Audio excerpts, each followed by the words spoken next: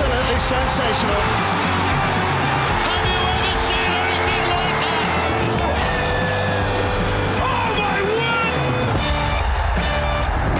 Champions of Super League!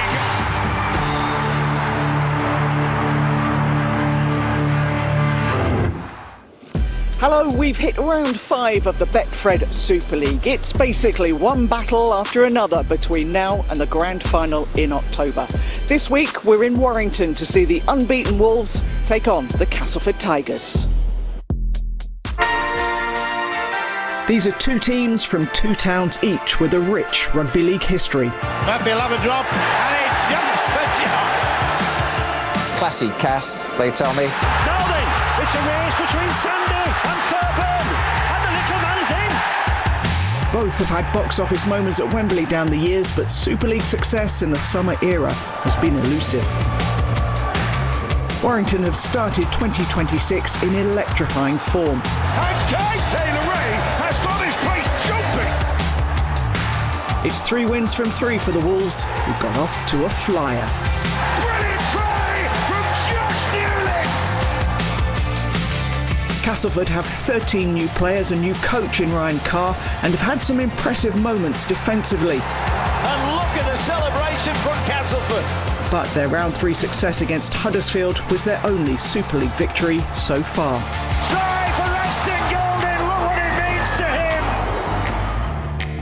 him. We're live at the Halliwell Jones Stadium for Warrington Wolves against Castleford Tigers.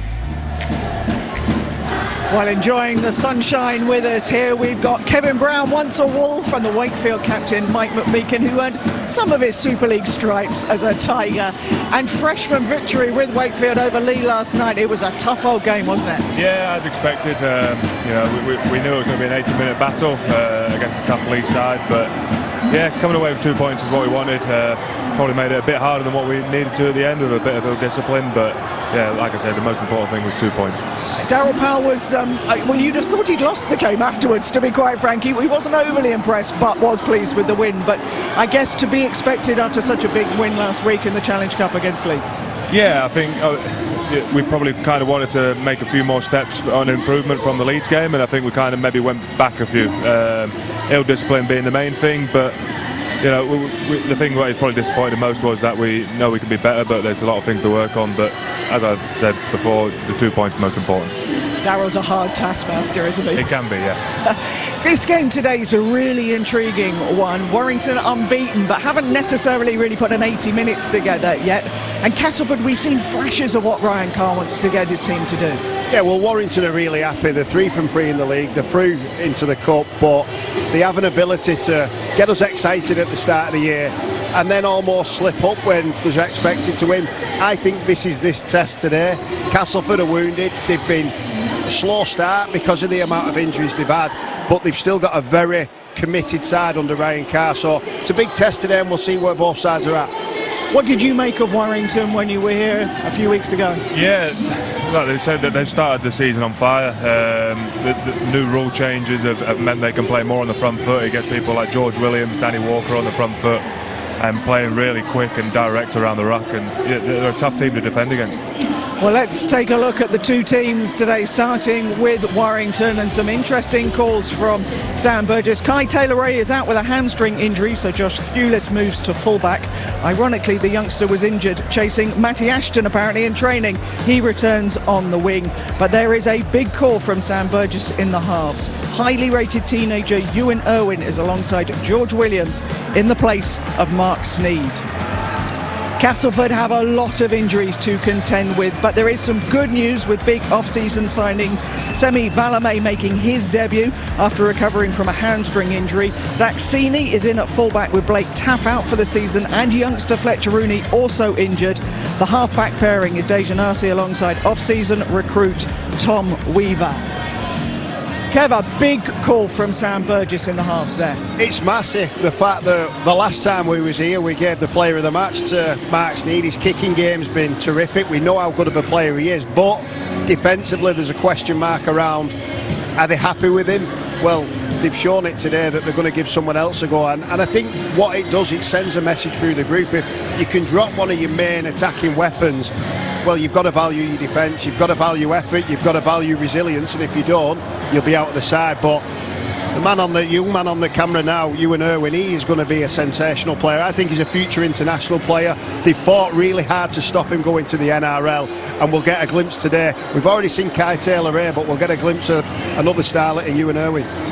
Yeah, it's great to see, obviously, Irwin getting his start here, and it's going to be great to see him coming up against the Castleford side that have been defending well at times. So it'd be nice to see him getting on the front foot like George does around the ruck and see what he can do. Matty Ashton is back. He's your tip for top try scorer of the season. He's got a bit of catching up to do, though. But if anyone can do it, Matty Ashton can do it. Some of the tries he scores, I do believe he's the best winger in the competition. I think he's the quickest on the field today. But he can also finish a try with his left hand, his right hand. But he's a big man too, Tanya, so he doesn't just do the try scoring. If he gets a break, he'll go the length, but he does a lot of hard work as well, defensively and attacking wise. It's great for the competition, it's great for Warrington, and hopefully he can stay fit, because it'll be great for England in the World Cup too. How hard is he to stop when he's in full flight? Yeah, as we've seen in those pictures, he's rapid down the wing, and for me personally, it's great to see him back out there. You're playing with him at England, he's a great lad, and picking up that injury last year is disappointing to see, but to see him out there today would be great. But also, I think you look at his yardage carries as well, how well he finds his front and gets Warrington on the front foot by just getting it quick around the ruck. A new face, though, for Castleford in Semi Valame, and he was another of their big off-season signings, so good for him to be back for them. Yeah, and I'm sure he's playing in a position that he has played before. He would have expected to start on the wing, and he's starting at centre today. Zach Seeley going to full-back because of Fletcher Rooney and Blake Taft's absence. But he's a fantastic attacking player. He can beat people. I'm sure the style of play will suit him today, with a real fast track and a dry field and some good weather. So watch out for him and the link up with Ravalawa. There are a lot of injuries in Super League at the moment, particularly at full-back. I mean, poor old Castleford are onto their third full-back. Obviously, Kai Taylor-Ray out as well. But there are a lot of injuries across all of the clubs. You're actually one of the fittest clubs at Wakefield. But is there talk amongst the players about the number of injuries that there have been so early in the season? It's certainly noticeable. As you can see there, there's a fair list of injuries. You could blame it on a few things. Obviously, the speed of the game's gone up that little notch. You'd have to look into the sports science and that kind of aspect of the game. But some of the injuries, like I'm sure Kevin will allude to, but it's injuries that happen in the game as well. So obviously you've got the speed of the game's increased, but there's also the ones that you can't sometimes avoid either. Yeah, I agree. I think it's probably a combination of all of the above. It's probably a little bit too early to say it is that, but you know, there is a lot of soft tissue injuries. There's a few hamstrings, a few calves, but there's also some bad injuries from collisions, ACLs.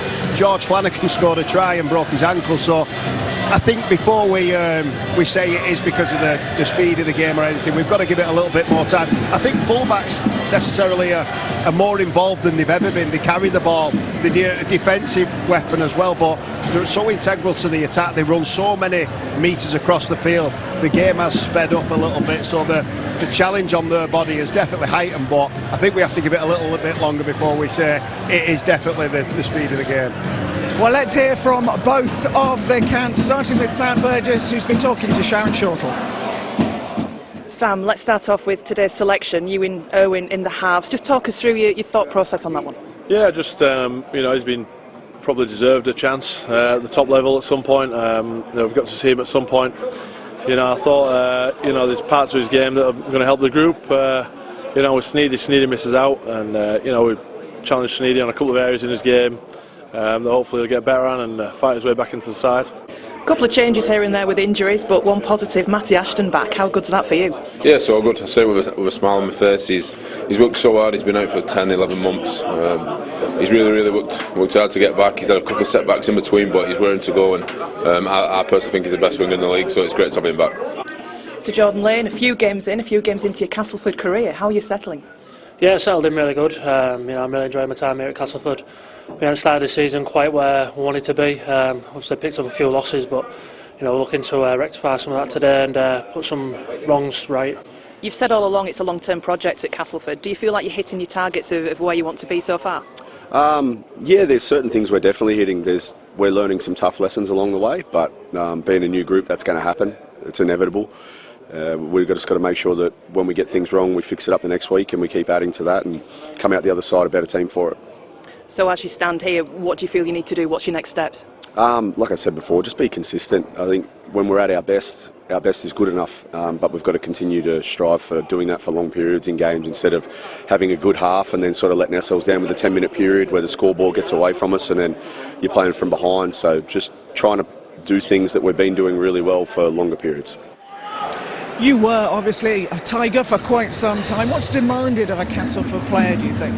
It's a real working class town. That you'll see here, the fans will turn out in the numbers, and they demand that you give over 80 minutes. And you've seen over the years that they've probably not done that sometimes. But then you'll see when they do, this crowd will get right behind you and they'll support you till the death. So like I say, they've just got to be real working hard, and they've got a new coach in at the moment, so they're working on different structures and things like that. But you can see in aspects of their game where they're starting to click as well.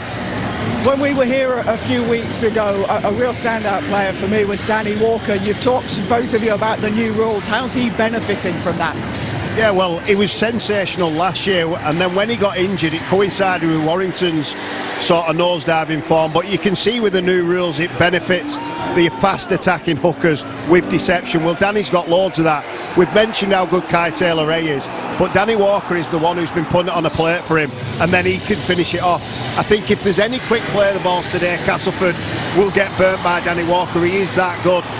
We've seen Darryl Clark, we've seen Cruz Lehman and the likes, Andy Ackers and Jez Litton, but Danny Walker at the minute, I think he's really putting his hand up for that England place at the end of the season if we can continue with this devastating form. Yeah, I think you look at all the players that are scoring the tries off the back of this, it doesn't happen unless Danny Walker's engaging that marker and then they can hit him behind the ruck.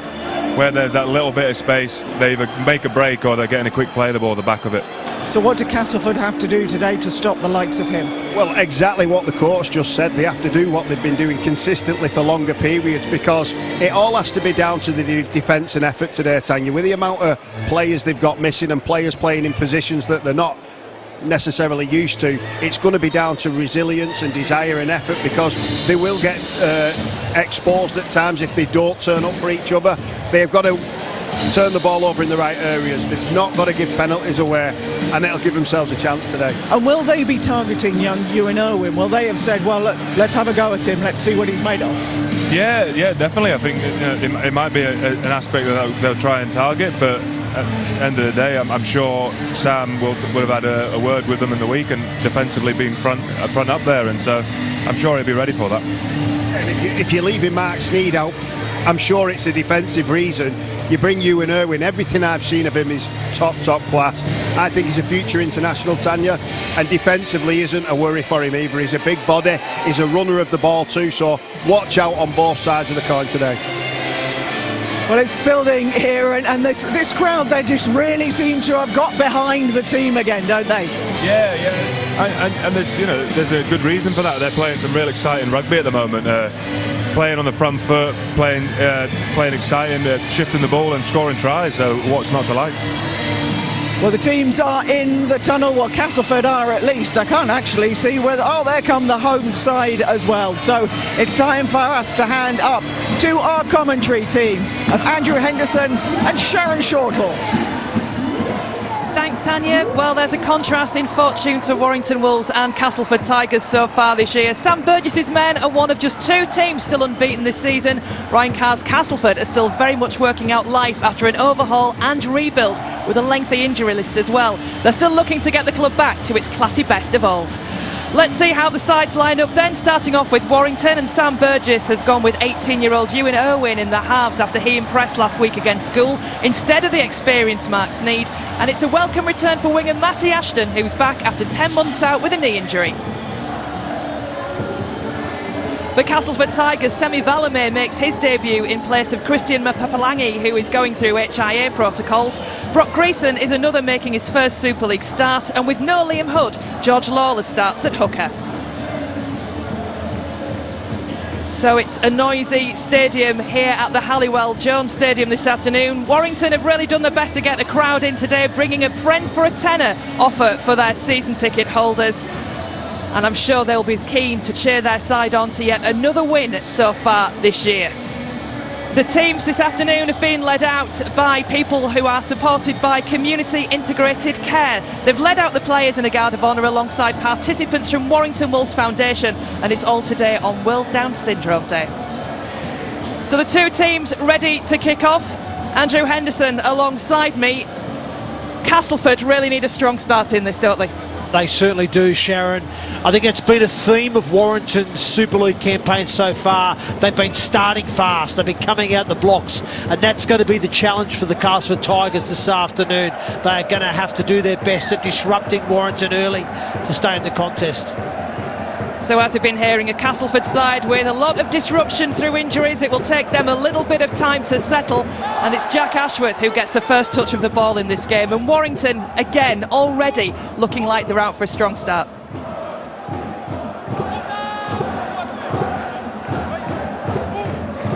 Adapting half, George Lawler. No Liam Hood forecast this afternoon. Again, another one of the players with injury. Coach Ryan Carr was saying pre-match that he really wanted to give players 24 hours as of yesterday to try and get themselves ready for today's game. He had one or two doubts. That was clearly one of them. Liam Hood named in the 21-player squad. And George Lawler, not the first person you think of as hooker for Castleford, but has stepped in and done that job before. So Warrington then, first touch of the ball for them as Castleford complete their set. And they'll be pretty happy with that, Castleford. They finished inside the opposition's 20. It was a decent set from them going forward, and a decent kick from Weaver. They just want to do their best now to front load their energy defensively and stop the back five as Matty Ashton with his first touch in a number of months, and he wins a penalty for his team, Sharon. And how good will that feel for the winger? Out since last May. It was a Challenge Cup semi-final when he picked up the injury, the ACL, which has ruled him out all this time, but he's back with a bang. So Ryan Carr looking on. One win so far this year for Castleford Tigers against Huddersfield, but really still looking to get into any sort of rhythm, the Castleford Tigers, any sort of consistency, as Ryan Carr said beforehand, and the fact that they're having to change and stop and start their lineup really doesn't help. Yeah, I don't disagree there, Sharon. They have been disrupted as a team over the first few weeks of the competition, but I think a big aim for Castleford this season is to compete. We're just having a look here to see how Jack Ashworth got that injury there. Obviously Matty Ashton beat him on the inside shoulder, and he's obviously copped a stray something that's caused the cut.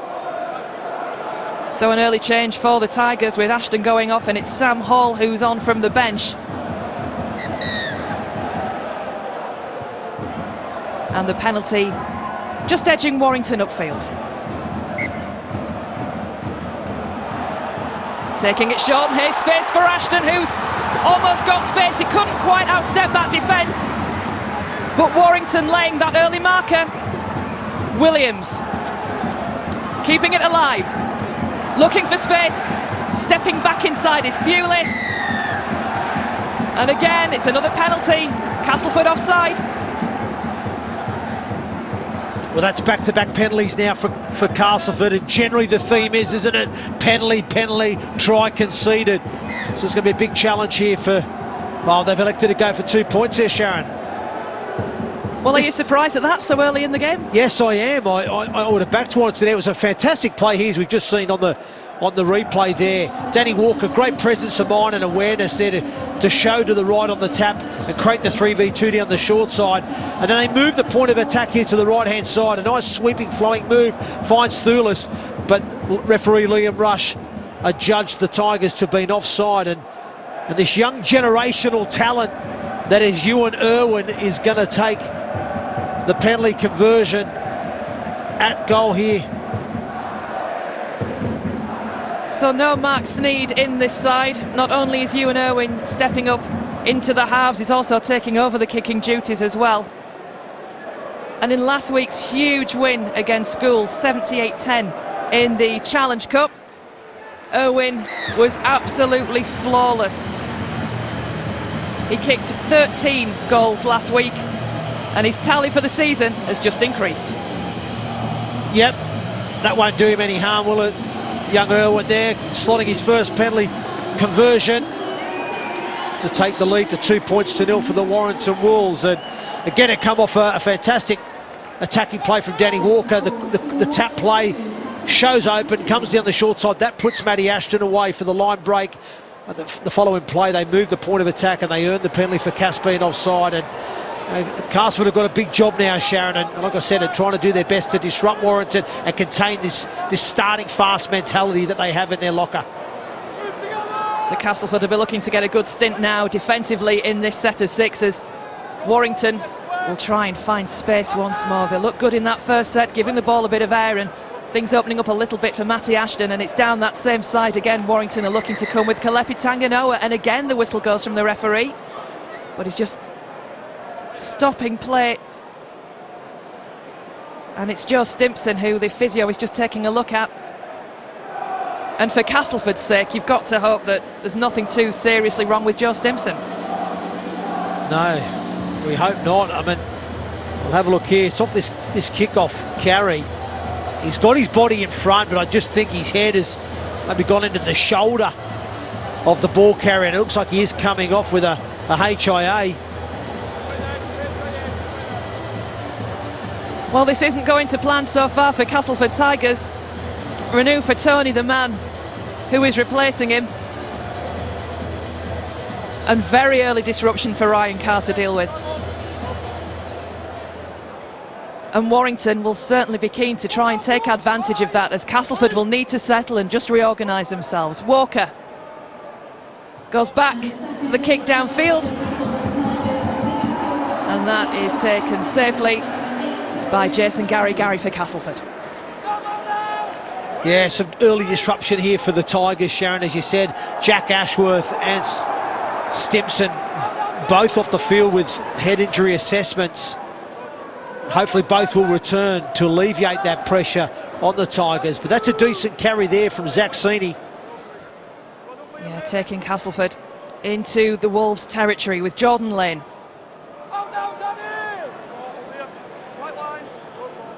Great conditions this afternoon. Really quite warm down on pitch side. And it will certainly, hopefully, be conducive to a flowing game with Dejan Assi now with the kick. Easily taken by Thewlis, but a good change from the Tigers.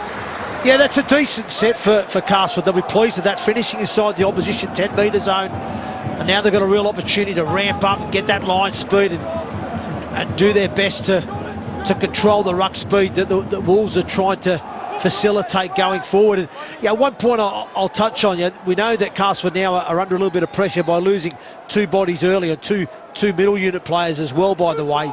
But one thing that Ryan Carr has tried to instill within this group over this pre-season is a competitive spirit, and I think they have been fairly competitive in the opening round, so they're going to need a little bit more of that today. So Warrington looking for more territory, and that sends Gary chasing back. Oh, wonderful kick. Not a lot there that the winger could have done. It was a sensational kick there, wasn't it, Sharon? Well executed.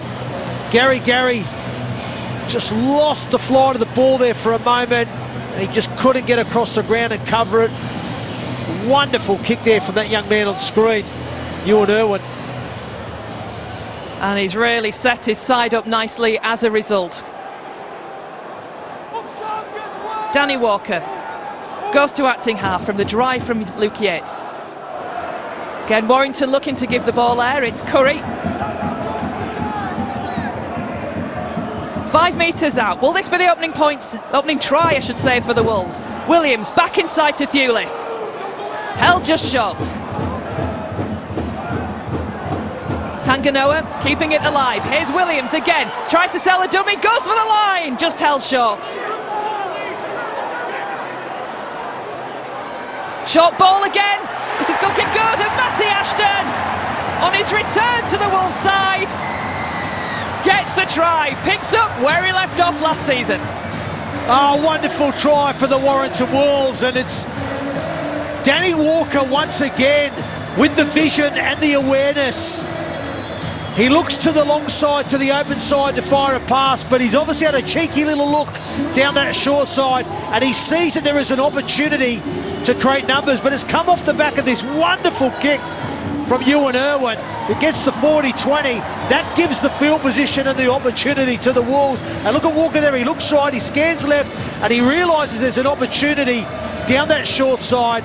It's a nice little play, jumps out, gives the ball out the back to Thulis, who promotes it there to Matty Ashton to finish in the corner. It looks simple enough, but you've got to credit the dummy half, the number 9, Danny Walker, scanning at the ruck. He looks right, he looks left, he looks right again. He knew at that moment there was an opportunity down that short side on the left-hand side, and he took full advantage, executed a great pass play to Thulis, who executed great skill to Matty Ashton, Sharon. Well, I suggested to Sam Burgess before today's game about when Kai Taylor-Ray is back fit, the fullback who was in great form until his hamstring injury, as Irwin just pulls that.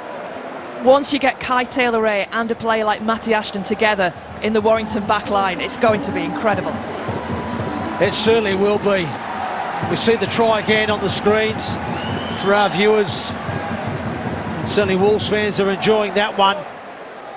But you're right, the speed of that back three and back five is it's frightening. So Castleford already with work to do. Warrington getting off to that ideal start and looking to build once again. Say about it being warmed down on the pitch, Andrew, and Castleford are having to do so much work defensively in these opening stages. It's not exactly going to be healthy, as we see again Ashton breaking clear down the wing. This is great from Warrington, through the hands to Williams. Williams steps out of the attempt of a defender, eventually is brought down, but not far away now. Again, Warrington turning the screw, driving towards the line, held just short. So the Wolves, will it be 2 tries in quick succession? Curry, look to pass, steps through himself. And again, penalty awarded right on the line, Castleford offside again. Oh, big disappointing there for Ryan Carr. The scramble defence from Castleford, I mean, it was adventurous play from the Wolves, making the initial line break. But disappointment for Ryan Carr and his men offside once again on their try line. But we have a look here.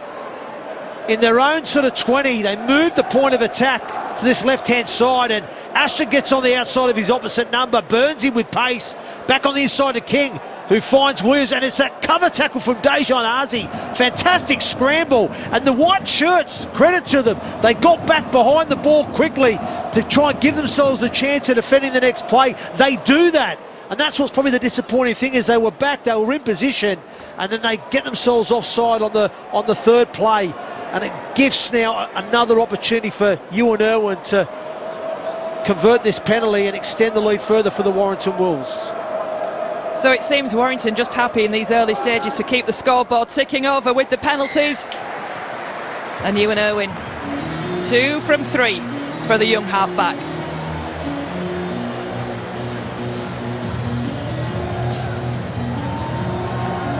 Well, I like the confidence of Warrington at the moment, Sharon. I mean, some of the trickery from Danny Walker has been a joy to watch. I love the ball movement there and yardage. Some wonderful skill there to put away the speed merchant that is Matty Ashton down that left-hand side. Got on the outside of Ravalawa. And Warrington looking strong down that left-hand side. They could be looking strong down the right. We don't know yet. They've not moved it to that side of the field in any particular attacking position. But certainly down the left, causing all sorts of problems for the Tigers. So again, we see Castleford having to defend in this sunshine. And I keep going on about how warm it is. I just can't believe how warm it is, to be absolutely honest, this afternoon. Walker. Centre of the field for the Wolves, keeping it alive. Thewlis. Spins out of one attempt. Can't quite get around Darnell McIntosh. And Warrington happy to Well, they almost look adventurous at times, Warrington, don't they? They do. They just got to be careful they don't fall into that trap of overplaying. Kick downfield from the Wolves. Underneath it is Sini. And again, the chase comes in from Warrington. Not had much possession so far, Castleford. Not really had any chance to show what they can do with that possession. As Valamir gets to his feet and plays the ball to Lawler. Here's a Tony. Oh, sorry, Ravalawa, who's built like a forward. He certainly is. Weaver to Assey. No way through that time. Ball played to Sini, and again we see it away with the boot. Thewlis beneath it. And again, Warrington always look ready to launch that attack from the back. Yeah, well, look, I think a little bit of credit to Castleford. They're turning the ball over in pretty good areas of the field. Like so, you know, they're getting it. The sets ended inside the opposition's 20. But like you say, it's the skill and the pace and the smarts from the Warrington Wolves that's causing them problems. Looking strong up the centre, got that away eventually. And Warrington really causing problems as Curry wrestles his way forward a further few metres. With Williams now, chip over the top. Here's Ashton as well with his foot chase. Just Ravalawa to beat. Can he get that ball to touchdown? Yes, he can! More wonderful play down the left from Warrington Wolves. And what a return to the side from Matty Ashton. Second try of the game. Yeah, well, I mentioned at the start of the call, the challenge for Castleford this afternoon was to manage the start from Warrington, because there's a trend at the moment with the Wolves that they like to start fast and come out of the blocks, and they have done so far in this half. And this is a tremendous try. George Williams puts the kick in behind the line to give Matty Ashton a chance, and he does. He beats Ravalawa once again on the outside. Uses some soccer skills there, or for our English viewers, football skills, to hack the ball forward. And touches down for his second try of the afternoon, Sharon. That was a tremendous try. Wonderful piece of skill on display there. A joy to watch. Right from the kick from Williams through to the way Ashton handled that. That was a delight to see from Warrington. And again, we see it coming down that same side. I'm not quite sure. Well, you tell me, how will Castleford need to show things up down that side? Well, they just have to make sure they get their numbers right defensively. I think the wingman Ravalawa, he needs to be on his mettle. He can't show too much of the outside to Ashton, because Ashton will beat you with speed and footwork. He's also got to be smart too with that kick threat, because if he's high up in the line, Ashton's got the pace to go behind him. He hasn't got the biggest turning circle to get back in time. So there's a few things to consider for the Tigers to fix that right edge up. Well, the good news for Castleford is Jack Ashworth is back out there, having passed his HIA. That's a big positive. Because when he's on his game, Sharon, Jack Ashworth, he could be a wrecking ball. Some of the form we saw him in LFC was outstanding. In some of the tough times for Hull FC, he was a bit of a shining light, really.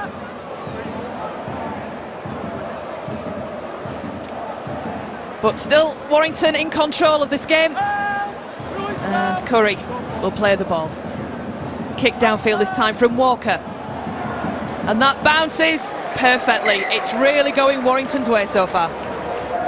Yeah, and that's just another dimension to Danny Walker's game that he has in his arsenal, and that is the kick threat out of dummy half. He's got a really good long kicking game and short kicking game, something that he's worked on over the past few years, and it just, like I said, adds a different threat. We all know about his running threat out of dummy half, but having that kick threat too just gives you another thing to think about. Sassini starts the set for the Tigers, and here is Ashworth. Lawler. Oh, and that's hacked down there by Luke Yates. Was Greason for the Tigers, and that was wonderfully out again defensively there from Matty Ashton, the pace of him. But Castleford up the centre of the field try and find gaps in that Warrington defence, but can't quite unlock it again with Greason, so it's Assey with the kick. Challenge from the Castleford Tigers, but recollected by the Wolves, and Thewlis back there, and that was probably the best we've seen from Castleford in attack, but underneath the high ball, Ravalawa just not quite, sorry, Semi Valamé just not quite there to take it. Yeah, well, like I said, they haven't enjoyed a lot of field position in this game so far, Castleford, and again, it's another high kick from Assey. But what again I love is the transition from the Wolves to go from defence to attack. And as soon as there was an opportunity to release the ball, put somebody into a better position, they do so. And they're playing with a lot of confidence at the moment, Warrington. And with that confidence comes giving the ball air with Tanganoa. Gets it away from the tackle. Pressure being built again. Here's Williams. Ball to Tanganoa again, coming down the left-hand side. It's where the danger's been. Centre of the field. Oh, here we go again, and it's a walk-in for Curry. Far too easy for Warrington Wolves. And Ben Curry increases that lead. He certainly does, Sharon. That's a great try for Ben Curry, who I think's been in really good form this season in the Super League competition. Even this afternoon, he's really laying the platform going forward. He's been a handful for the Tigers, and it was a simple play here. Danny Walker jumps out, engages the markers, and it's Luke Yates who finds a lovely little tip-on pass, short pass to his number 13 man, Ben Curry. Smart decision from Yates. But again, it's the tempo of play that Warrington are creating. They're playing too fast at the moment, and you've started to see a few of their players not getting put to ground. They're getting the ruck speed, they're creating the tempo, and the Tigers are struggling to contend with it. So Penny for his thoughts this afternoon, as Owen prepares to take his conversion. He actually broke a record last week, did Ewan Irwin, with those 13 goals. He's the youngest player in Wolves colours to take 10 or more in a game, and the way this is going, you just wonder what will happen this afternoon. Yeah, we see this try once again. Again, Warrington in good field position because the way they are playing, you know, they're asking a lot of questions. They're playing with high tempo, making good meters going forward. And again, it's that man, Danny Walker, who's the architect. Just takes that little jump out of dummy half, just engages the markers, finds Yates, who gets a wonderful little short pass to Ben Curry into space. And he scores under the post. There's plenty of rugby league to come on the BBC over the next few weeks. Next Saturday at 5:15 on BBC Two, that's here. Lee Leopards against Toulouse Olympique in the Super League. And then Hull Kingston Rovers against York Knights as we look to the Challenge Cup quarter-finals. That's Saturday 11th of April at 1:30.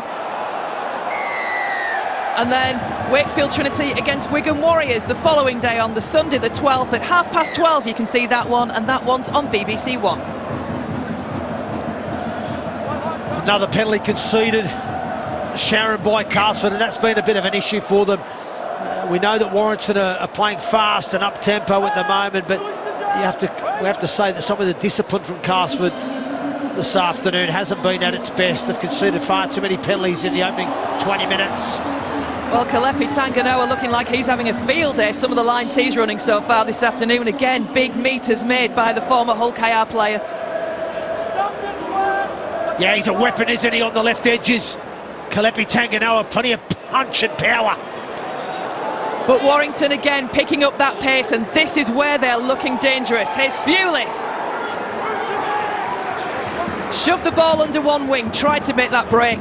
Castleford closed the door. Williams though, chip over the top, here's danger, but cleared that time by Castleford, picked up by Weaver. And a knock on, says a referee.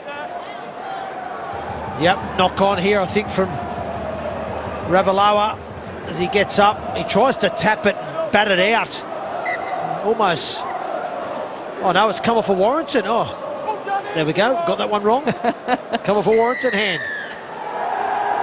And now a penalty for Castleford. This will really relieve a little bit of pressure on their line. Back-to-back opportunities for extra metres.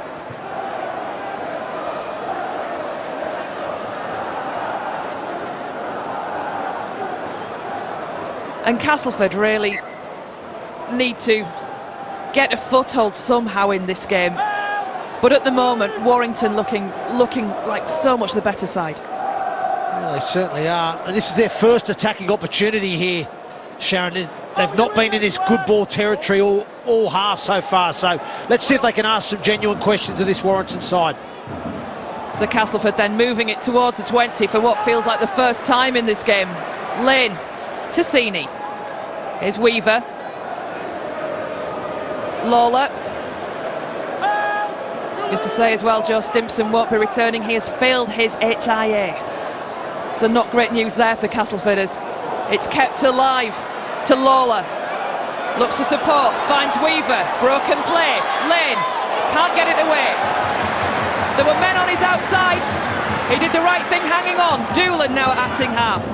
Weaver puts the kick up. Ravalawa was underneath it. Semi-Valamai, in fact. The Fijian in the side this afternoon. Semi-Valamai getting that ball down, and Castleford finally get points. Oh, fantastic catch there from Valamai. Again, it was a wonderful tackle from Matty Ashton, previously on Jordan Lane, because if he didn't close that play down, I think Castleford would have scored on that right edge. But it's the last tackle play here. Tom Weaver puts it up, and it's just a case of the big Fijian. Too big, too powerful. He just gets up there. He knocks out Smith, I think, in the process, in his jumping action. Or Hapawate it is, I'm sorry. He knocks him out the way. Collects the ball and scores the first try of the afternoon for the Castleford Tigers, which was much needed, I think, at this stage of the game, Sharon. Yeah, scoring on debut as well. Sammy Valamay being out with a hamstring problem so far this season, an injury picked up before the year got started.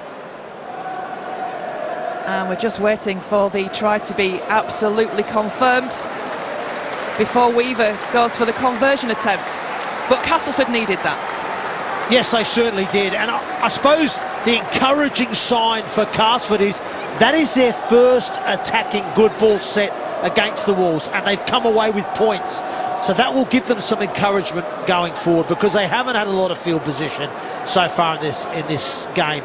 Warrington have had the ascendancy. They've been on the front foot. I said they've had the say of the game so far, but that's encouraging for Castleford. Now can Weaver tag on the extra 2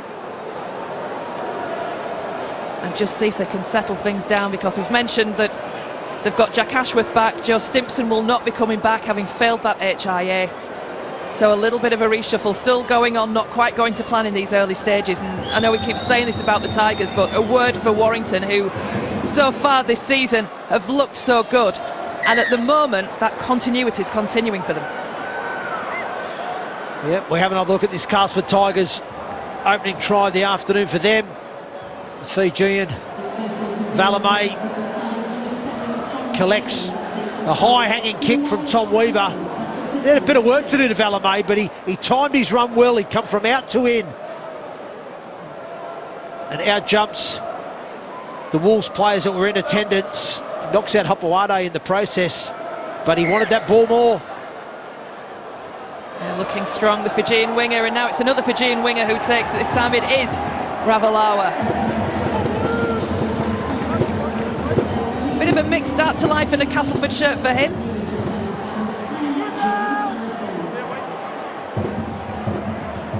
As Doolan at acting half, on from the bench. His first appearance of the year for Castleford, since he signed, in fact. It's a referee just stopping the game. Yeah, it's Danny Walker, I think, is getting assessed. Not sure if he's took a knock. have a look here. Oh, did he cop maybe a hit from... Oh, a head clash with Ben Curry there, I think, by the looks of things. Friendly fire. Yeah. I think it's on the snozzer too, isn't it? Not that friendly. Oh, it proves his look, Sharon, doesn't it? Do not get me involved in conversations like that. That is not fair or correct. But Walker, okay to continue. The thumbs up from the physio.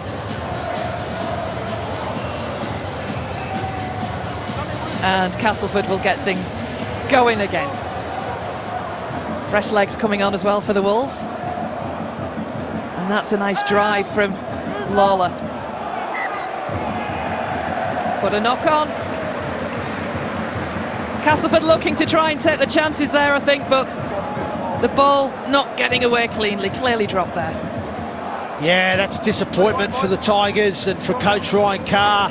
There's nothing worse when you've just scored points. You want to box off that next set. You want to get to your kick, finish in the right area of the field.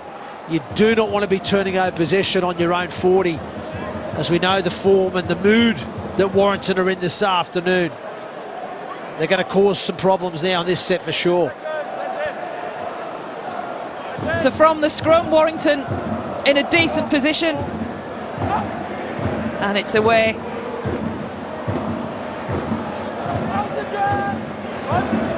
And it's Williams who will play the ball. Opoate. Feels like he's not seen much of the ball down that side for Warrington. Everything's been down Matty Ashton's wing so far today, but Joy as well coming with valuable metres up the centre of the field too. Philbin, another player on from the bench. Here we go as Warrington move it along the line. Stone plays it to Walker. He's got the support. 6 again awarded to the Warrington Wolves. What a hit! Shot! Ravalawa, wow! Walker switches play back. Curry, held by the Castleford Tigers defence. Oh, he meant it. Here's Williams again with a little grubber kick through. Tanganoa tries to find his way forward. And Tanganoa looks to have dotted down. Referee Liam Rush just makes sure. And the Wolves again have the opportunity and take advantage. Yes, they certainly do, Sharon. Come off the error from George Lawler. Gifted the Wolves the field position. And I said that caused the Tigers problem on this next set, which they have done as they come up with points. It's George Williams that goes into the line. Neat little grubber kick. It should have been dealt with. Ravalawa he understood it was going to happen because he disconnected himself from the defensive line, but he just as he was tracking back, didn't get himself in the right position. The ball bounces fortuitously for that man in your screen, Kalepi Tanganoa. Simple try on the end for Tanganoa. Disappointment for the Tigers as it could have been and should have been cleaned up. But once again, through their error, it gifted the field position and the opportunity, and the Wolves have capitalised. The way Tanganoa held off the Castleford defence, it was almost like he was holding lift doors apart so he could go through that gap. So Ewan Irwin again then, with the attempt at the conversion to tag on the extra 2 for the Wolves, who have really got off to such a strong start. And as you said earlier, that's been a characteristic of their game so far this year. They've, in a couple of games, raced into a lead. We've seen them do that. Teams have come back at them, but it's been enough, hasn't it, for them?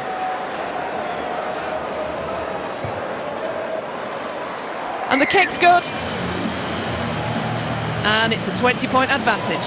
Yeah, we see this try again. Danny Walker finds George Williams, who puts a neat little grubber kick in behind the line. His weighted kick was outstanding. Kalepi Tanganoa scores what looks to be a simple try in the end. Failed to be dealt with by the Castleford Tigers defenders at the back there. And just when you thought they were getting back into the contest, Cass, they concede points. Well, a little bit of disruption for Warrington as forward Liam Byrne has gone off for an HIA. And there's the man that's replaced him as well, James Harrison.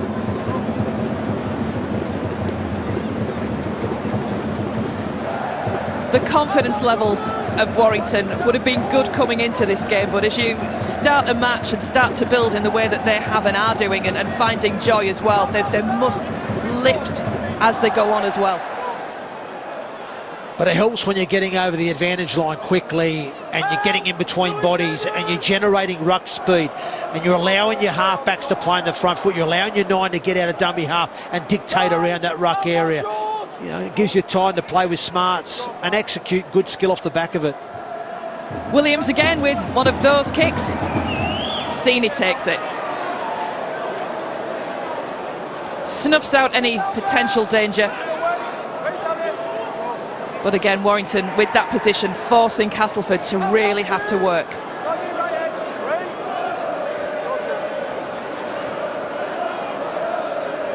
Gary. Now it's McIntosh. Gets it away. I'm not quite sure if anybody was expecting that or playing that safely before they got a hand to it. But still, Castleford, still making the progress upfield, but it could be so much tidier. Valamé plays the ball, it goes back again to Weaver. Ashton, passing every test so far that's been thrown at him this afternoon.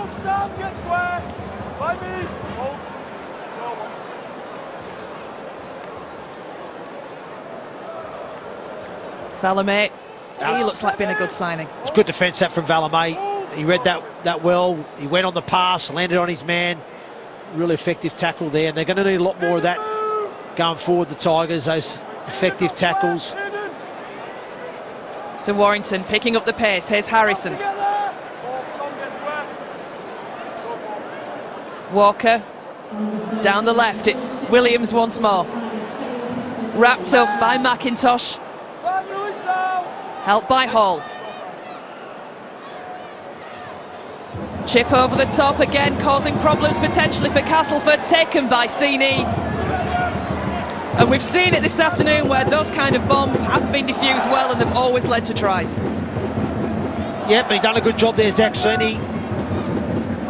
He got up high, made sure he got that ball in both hands and collected, but they are starting their set from deep in their own territory, Castleford, and finding it trouble to get out now. That's a decent carry from Valamé. Couldn't play the ball as well. Almost a bit too quick by the look of things there.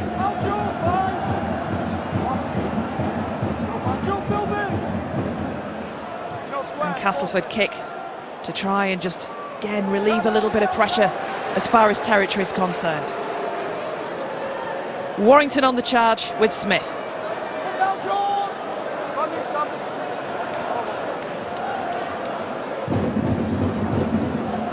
Hopoate, not cleanly picked up, but still Warrington possession with Ashton.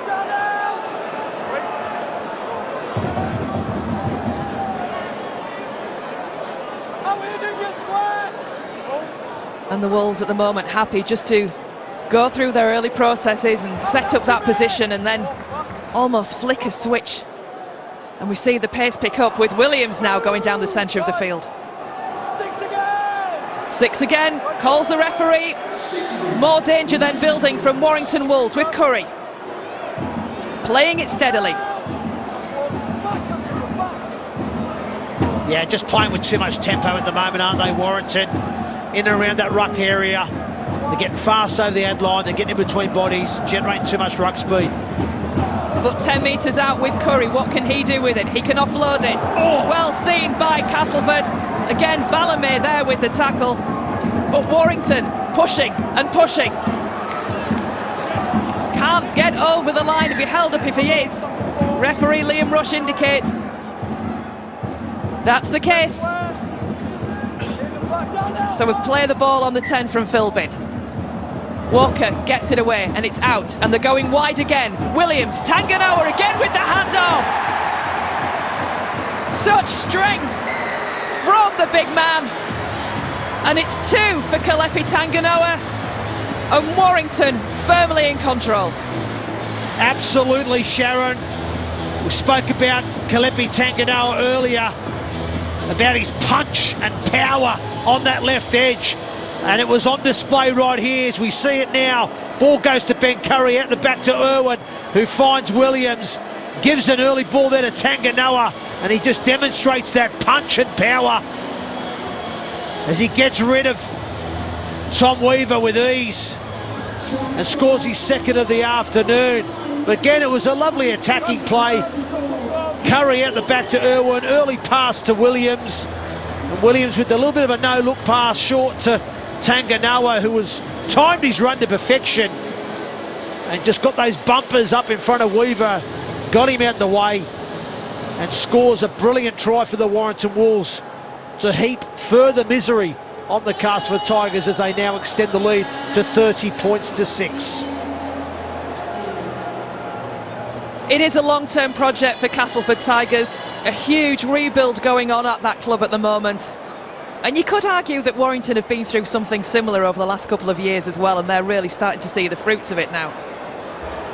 And one of the young players who is certainly one to watch for the future is that man there kicking that goal. Yeah, we see the try once again. It's that final pass from Williams. He basically gets a one-on-one, big man on little man.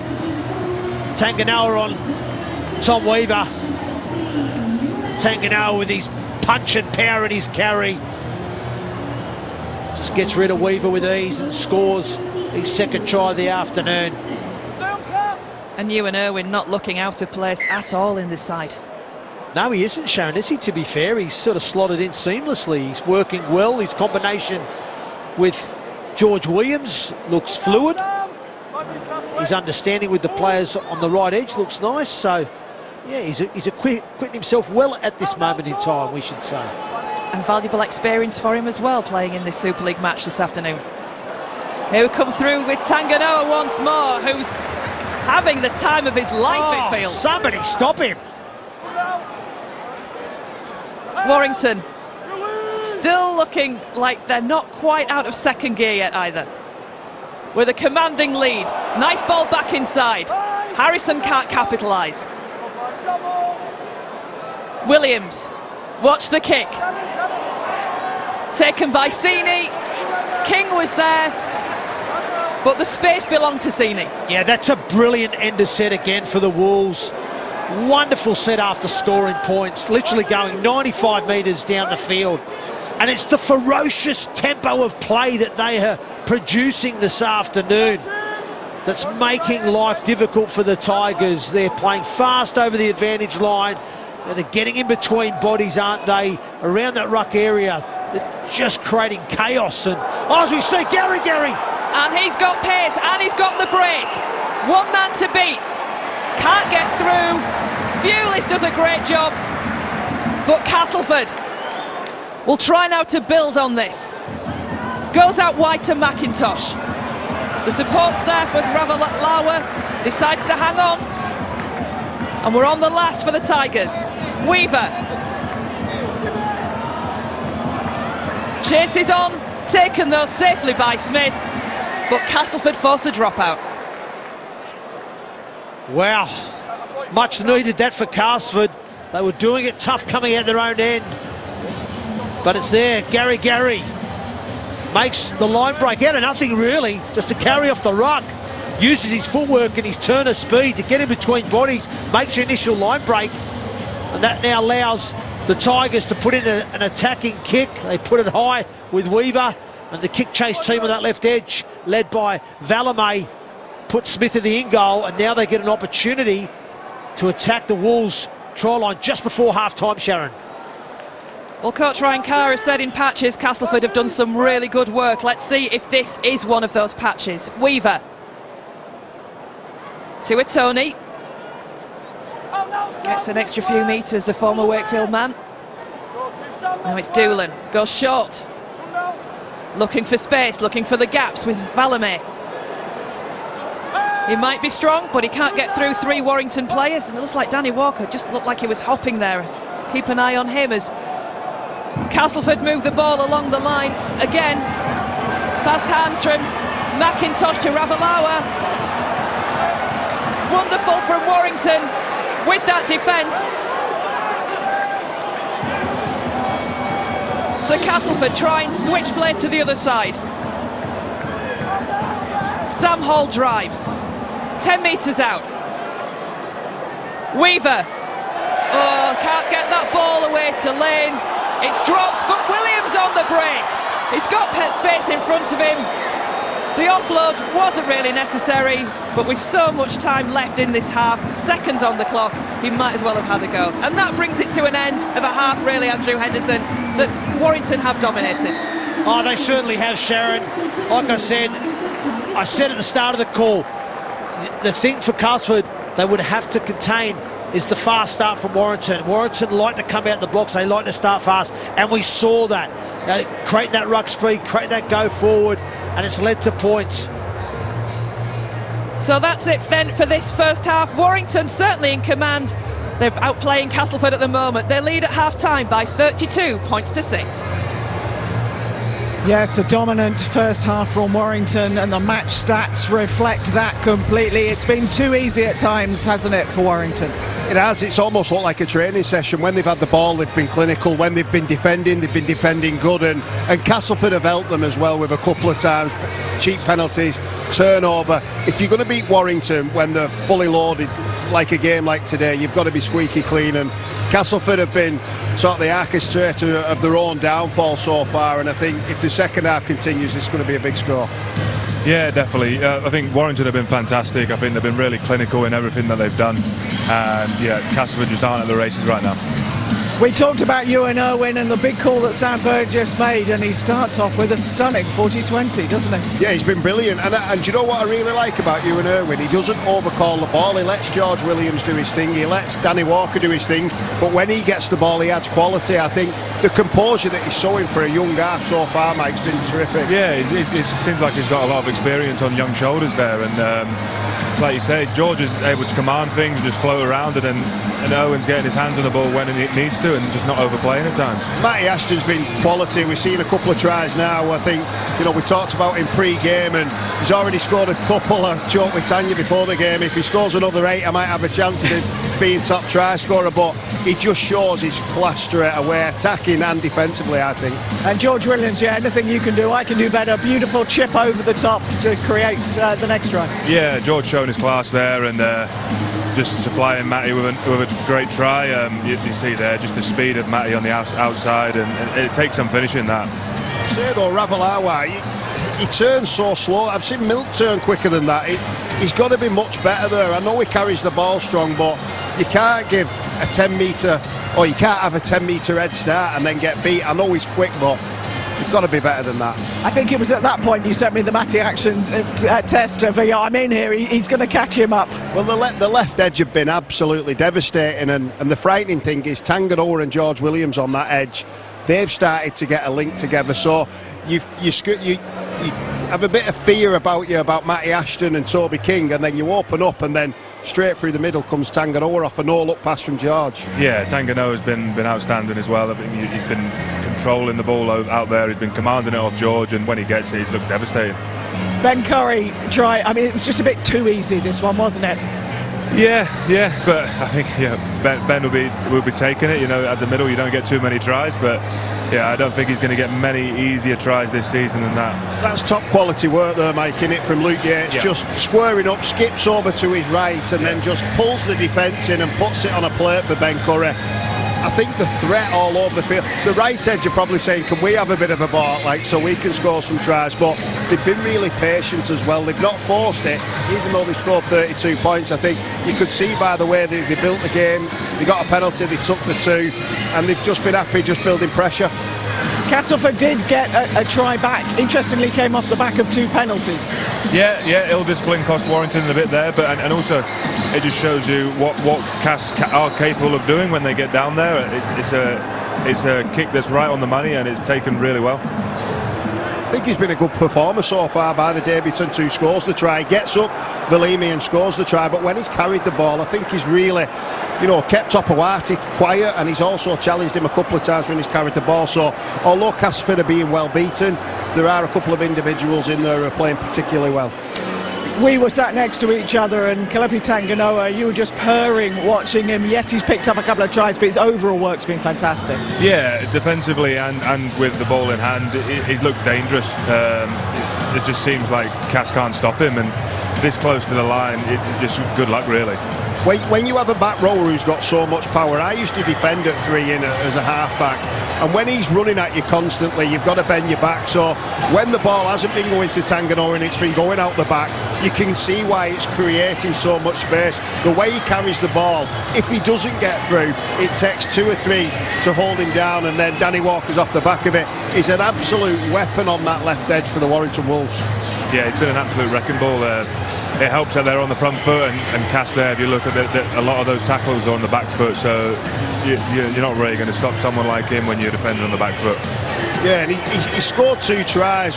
One was a little bit fortunate, but the next one we'll see where he gets the ball, and like I said, I used to defend at this, and this would give any back row, any half-back nightmares, because the back rower just runs straight at his middle, at his chest, and just knocks him out the way, and that's as embarrassing as you'll get for a half-back of any club in Super League. It was a really good signing for Warrington, wasn't it? Were you, as a fellow player, surprised that Hull KR let him go? Yeah, it was surprising. And it's a great signing from Warrington. The fact that he can come off the bench and bring you energy, or do exactly what he's done this afternoon and lift you from the off. But for me, it's been an outstanding signing for Warrington. Now, we've also already talked about Matty Ashton's tries, but his work out of defence, his defensive reads, all round, looks like he's never been away. Well, he doesn't look like he's missed a beat, does he? He carries the ball, he wins penalties. This was the first set of the game. Gets a penalty for his team, but when he gets an opportunity, I love this little short side off the tap, a little sneak, but his footwork just to beat the fullback so easy. He looks, if anything, even more agile and quicker than when he was, playing last year before he got injured. And when you've got people inside him, I think that's one thing that, dropping Mark Sneed and bringing Ewan Irwin in. George Williams loves to play on the left, so he's moved over to the left, and we can already see, Mike, the combination, not just with Tanganoa but Ashton as well. Yeah, the scary thing with Ashton is that this isn't him match fit, and he's looking like a well beater out there. They give him 6 weeks in playing week in, week out, and just see how dangerous he'll be. That's the stuff there, isn't it? That you expect him to be a little bit rusty on making the reads and shutting the opposition attack down. But he's made 2 reads today that have cancelled out. Good. So I'm just watching the half-time entertainment, and there's a little bit of me, Kev, that just wants to go and stick you in one of those balls and see what happens next. Well, we've got an intriguing second half to come. Warrington well ahead here, but there is plenty more Rugby League to come here on the BBC in the coming weeks. We're in Lee next Saturday for live coverage of the Leopards game against Toulouse, and don't forget, highlights from every Super League match are available online via the BBC Sport website and app. And next month we'll have live coverage from 2 Challenge Cup quarter-final matches. The holders Hull KR face York on Saturday, April the 11th, and the following day we will be in Wakefield for their match against Wigan. Johnson! Brilliant! The FIFA World Cup playoffs on the BBC. Italy versus Northern Ireland. And Wales versus Bosnia and Herzegovina. What can you say? Watch live Thursday from 7:05 on BBC Three and iPlayer. Now, there was some sad news earlier this month with the death of Lee and Warrington legend Kevin Ashcroft, who died aged 81. Kevin Ashcroft played at hooker for Lee in their 1971 Challenge Cup final win against Leeds, a role he also filled regularly for Great Britain. An 18-year playing career saw him represent 5 clubs before coaching Salford, Lee and Warrington. And it was with the Wire in 1974 that he celebrated another Wembley success. Well, that was a good try by Kevin Ashcroft, and what a delighted man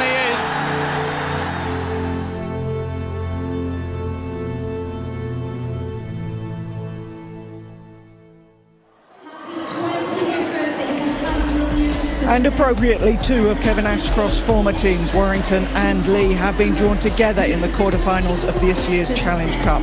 Wembley once again looms large, and that gives us an excuse to raid the BBC archives and a look back at the 1971 final between Leigh and Leeds. Leigh from Lancashire in possession. Gonna have a drop, Fiddler. And Fiddler has a drop. Murphy. And he's in for a try. Stan Dorrington got it. And the first try that Leeds has scored against him in this competition. Murphy gonna have a drop. And he's a go. It's a good shot, but a goal! Position for drop goals pretty soon, and here he's coming up, and it's a goal. What's happened? Somebody's being sent off. Sid Hines is being sent off. Sid Hines is in the dressing room, walked off. Alec Murphy will be in the dressing room being carried off. Ashcroft coming down. We're going to have another drop for us after Glenn. It's all open to run, and he's running for a try. What a finish! What a finish for David Eckersley. There's only one thing I'd like to say. To all the press who give us no chance, thank you very much.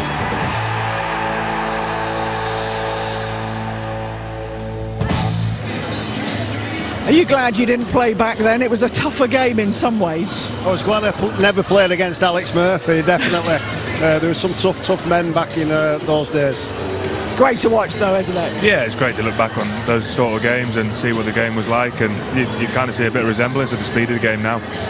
Well, let's have a look back at some of the matches that have already taken place this weekend, and an absolute cracker between Wigan and York. York unlucky.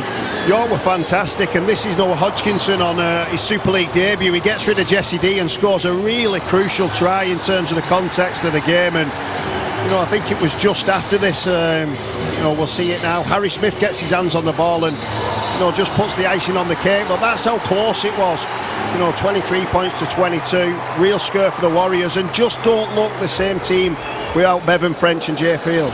Tristan Taylor having an increasing influence at St Helens despite their injury problems as they beat Toulouse. Yeah, he seems to have found his feet a bit more this season. Last year just kind of getting the grasp of the speed of the game over here, and he just set up 2 tries, I think it was, the other night, and that's some pass and some finish.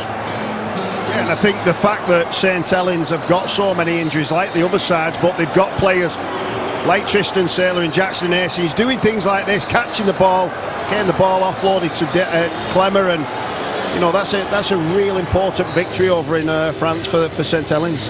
And Bradford are unbeaten over at odds, or beating Huddersfield, and that's going to be important for them, isn't it? That kind of home form.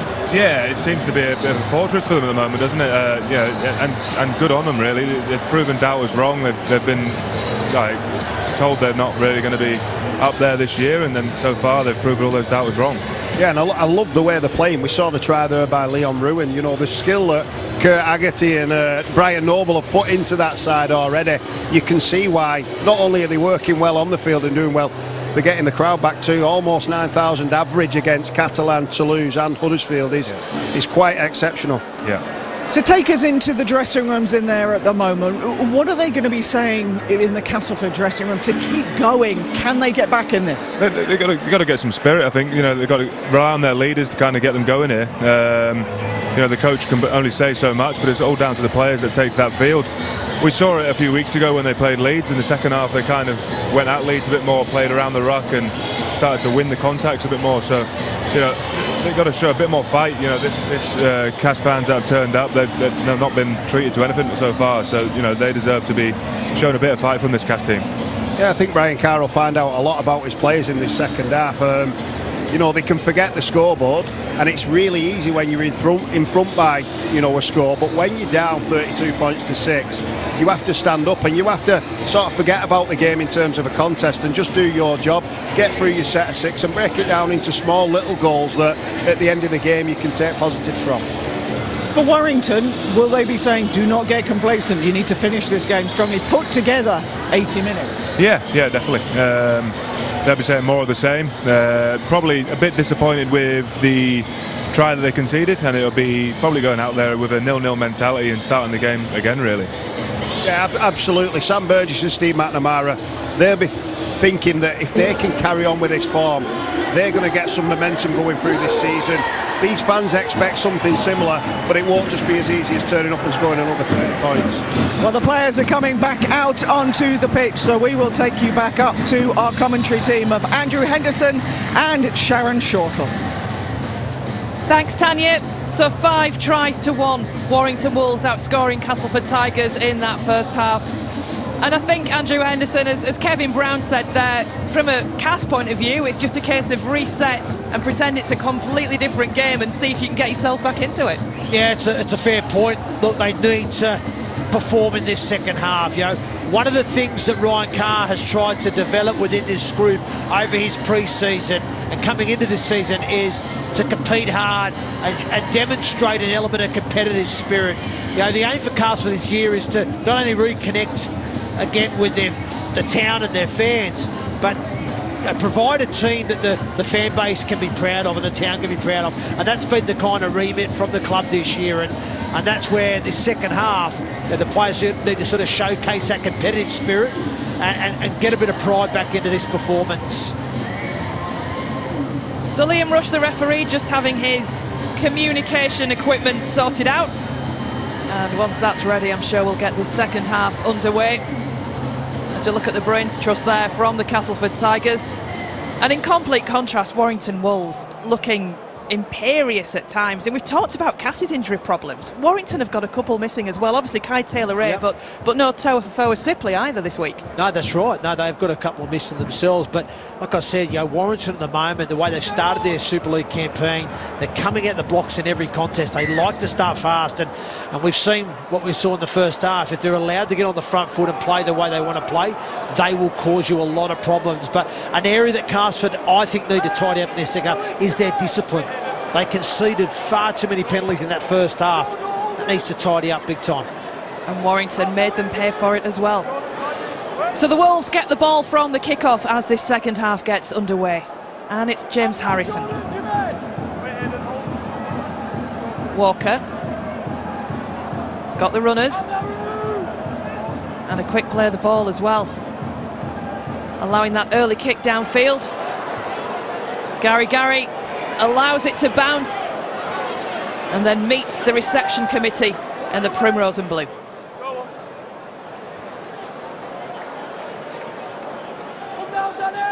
Valame, who for his first game in Castleford colours on an afternoon like this is certainly showing his worth. Yeah, he showed some promise, hasn't he? I think he's made some sound, effective defensive reads and tackles on the edge, and he scored a wonderful try. As we see the penalty awarded for a forward pass. No, I think it's a forward pass, yeah, from the dummy half. Young Doolan. And that's Ryan Carr up there shaking his head, Sharon. It's just not the way they would have wanted to start this second half. He's probably had the conversations in there with all good intents and purposes to come out and start the second half well, and on their first set with possession they come up with an error and provide Warrington with another opportunity. And it's in a decent place to start the set from as well. 6 again called by the referee. Certainly momentum still swinging the way of the Wolves, as Castleford's discipline still looking like it could be tighter. Harrison.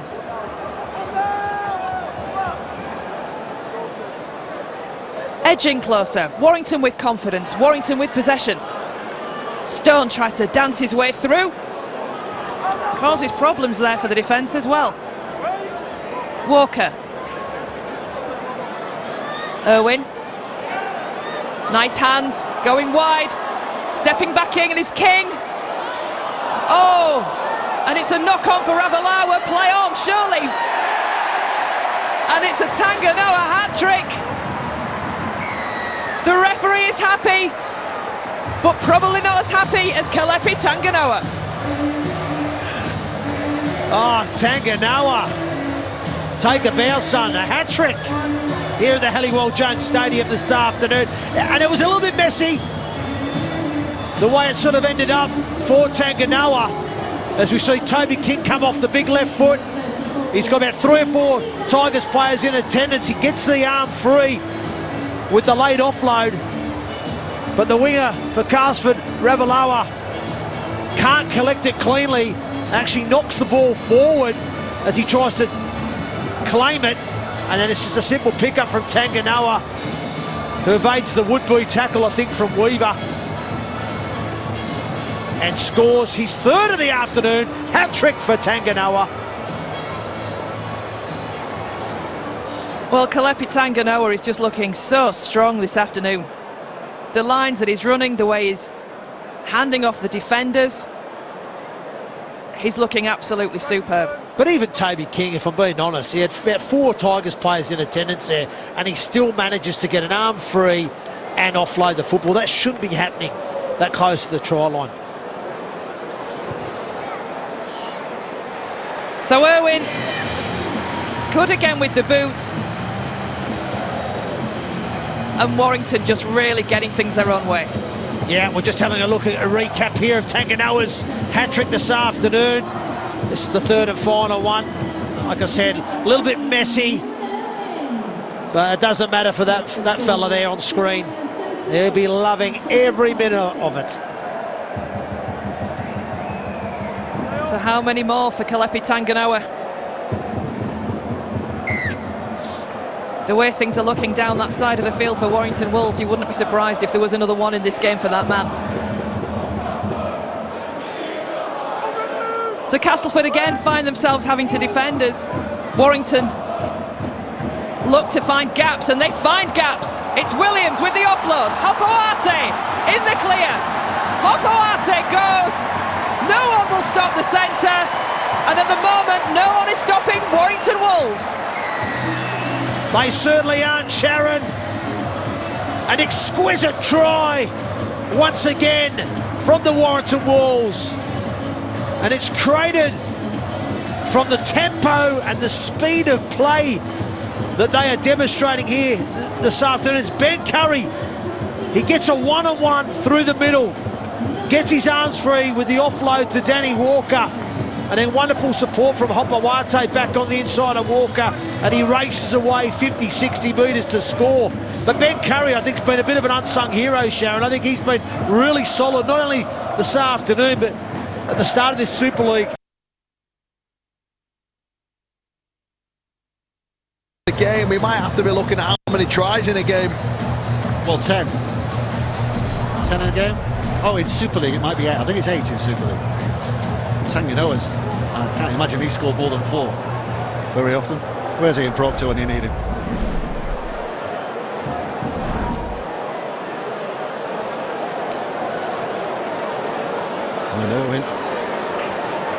I can remember a few years ago Danny Maguire grabbing 5 in one game.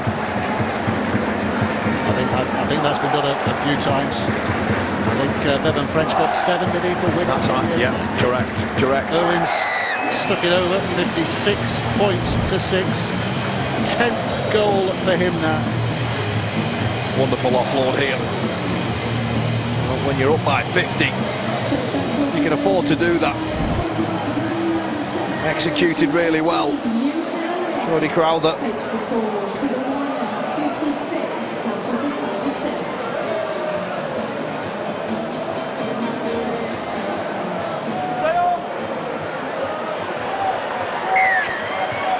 So Casco again, and look to lift their chins again. And Warrington are just not going to relent here, are they? No. You just do look down on the bench there, and Lachlan Webster, of course, got his debut last week in that huge win over Gould. Just wonder if maybe around the hour mark that Matty Ashton will just take his minutes and wrap him in cotton wool. Philbin nearly away again there. They're going to get the ball back here. The Castleford Tiger hand in there. Just to release that ball to Danny Walker, just trying to file Joe Philbin through.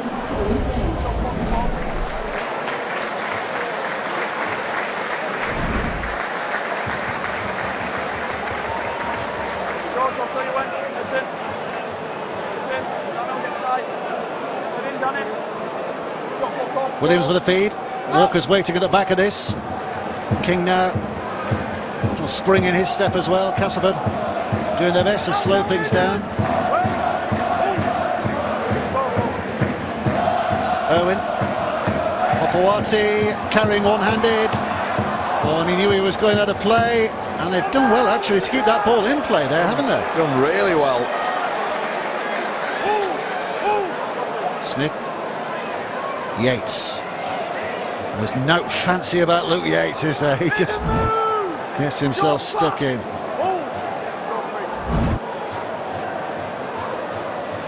Philbin. Oh, Philbin with a crash.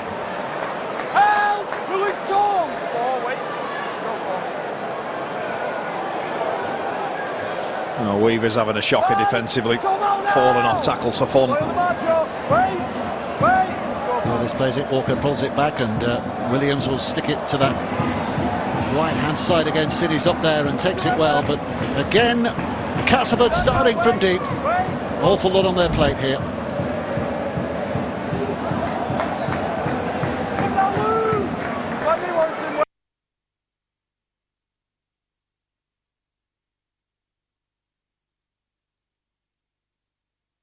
For the Tigers.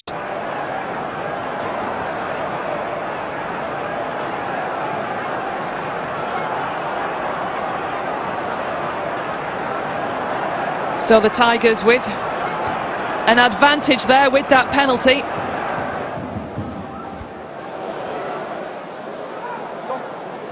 And Ryan Carr saying he's seen positives in the last few weeks. It feels a little bit back to the drawing board, albeit against a very good Warrington side this afternoon.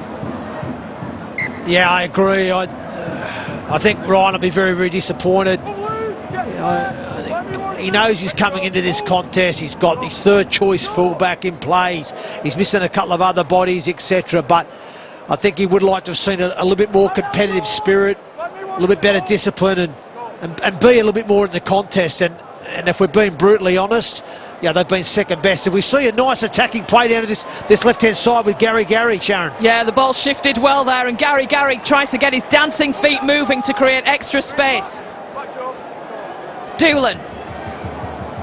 Castleford feels like the first chance they've had in this half to create something. Weaver back along the line.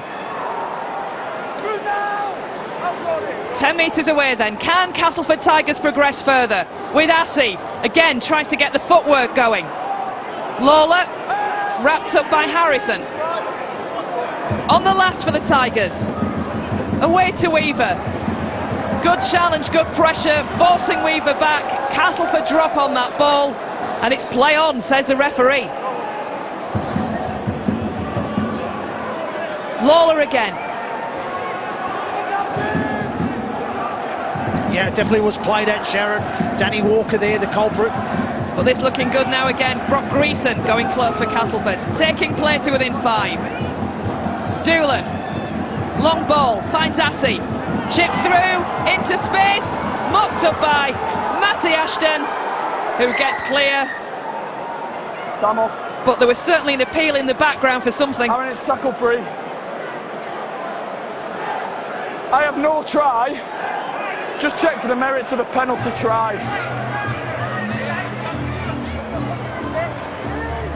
So video referee Aaron Moore will look at this one. Did you? So it's tackle 3. We have an on-field decision of no try. We're checking for the merits of a penalty try. So the kick's happening here. All onside from the kick. And Ashton gets on the ball there. We're looking to see this contact here from King. So we'll go close in on this. Just look at our best angles on this. Camera 1 should be the best one. We'll go camera 5 because this will be the best. So we can see that there's a clear foul there from Toby King. But we know that Matty Ashton is here in the vicinity. So I can't be for certain that he would have scored the try, but this is a professional foul and it will be a sin bin. I've made my decision. Thanks, Aaron.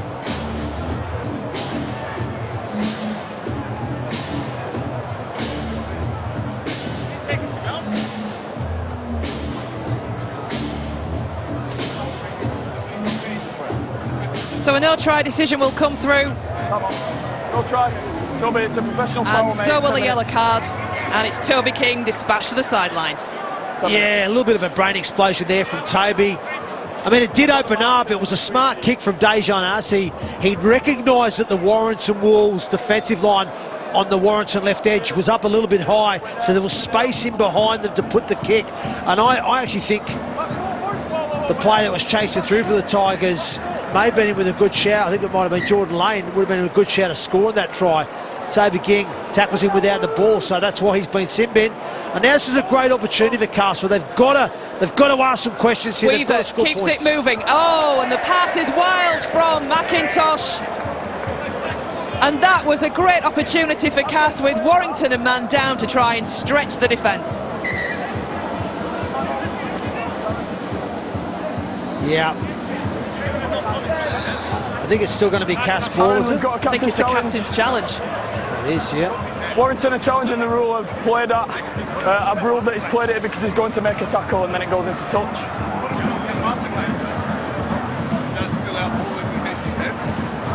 I don't know, mate. The video ref's going to rule on whether it's played that now.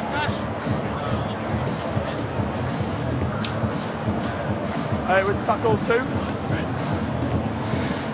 So it's tackle 2, and we have a captain's challenge. Warrington are challenging the ruling of played at. So the ball's being passed here. Now we know Matty Ashton is going in to make a tackle, and it hits his head there, so he's not played at the ball, because he's going in to make a tackle and it just hits his head, so he's not playing at the ball. So we'll look to see what happens now. The ball then goes into touch, so this will be a mutual infringement. So I've not blown the whistle, mate, so after it. You've not blown it? Yeah, so it goes into touch. So it's just going to be Warrington ball. And then it goes into touch, and the referee hasn't blown his whistle, so it's going to be a Warrington ball because it's not played at. So the challenge is successful.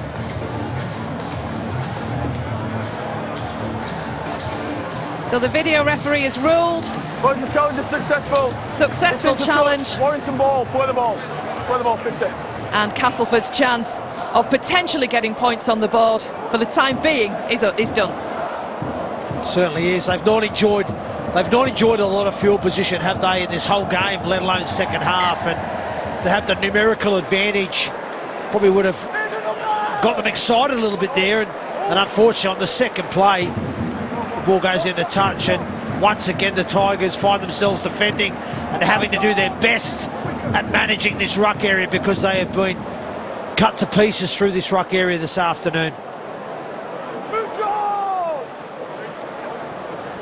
So Walker at acting half. Oh, a trip as well in back play. Walker in the end taking the ball himself. Someone just falling over their own feet. I'm not entirely certain who it was. I didn't quite get the glance on which player couldn't manage to stay upright as Yates wrestled to the ground. Irwin. That looks like it could cause problems. It's taken well by Sini, but a superb chase from Hopoate. Yeah, brilliant there from Hopoate. Just timed his tackle to perfection there, and he makes a second effort from Marker too to double that effort up. The Wolves, for me, you know, we speak about probably the challenge for them has been getting an 80-minute performance. Well, this is as close to an 80-minute performance at this moment in time as we've seen from them this season. Down to 12 men then, Warrington Wolves, with Toby King in the sin bin. And Cass, if they're going to take any chance, you would think it's got to be now, while they have got that advantage of one player. Sini tries to get around the outside of Harrison there. Been saying that, Sharon, they need field position. They need to be up in that attacking area, which they're not. And that's not a great kick either, is it? I think Smith there collects. And he's ringing the ball back to his own 40 on play 1. And that means now that Warrington, if they can get through this full set of 6, they're going to end up 10 metres from the opposition's try line with an attacking kick.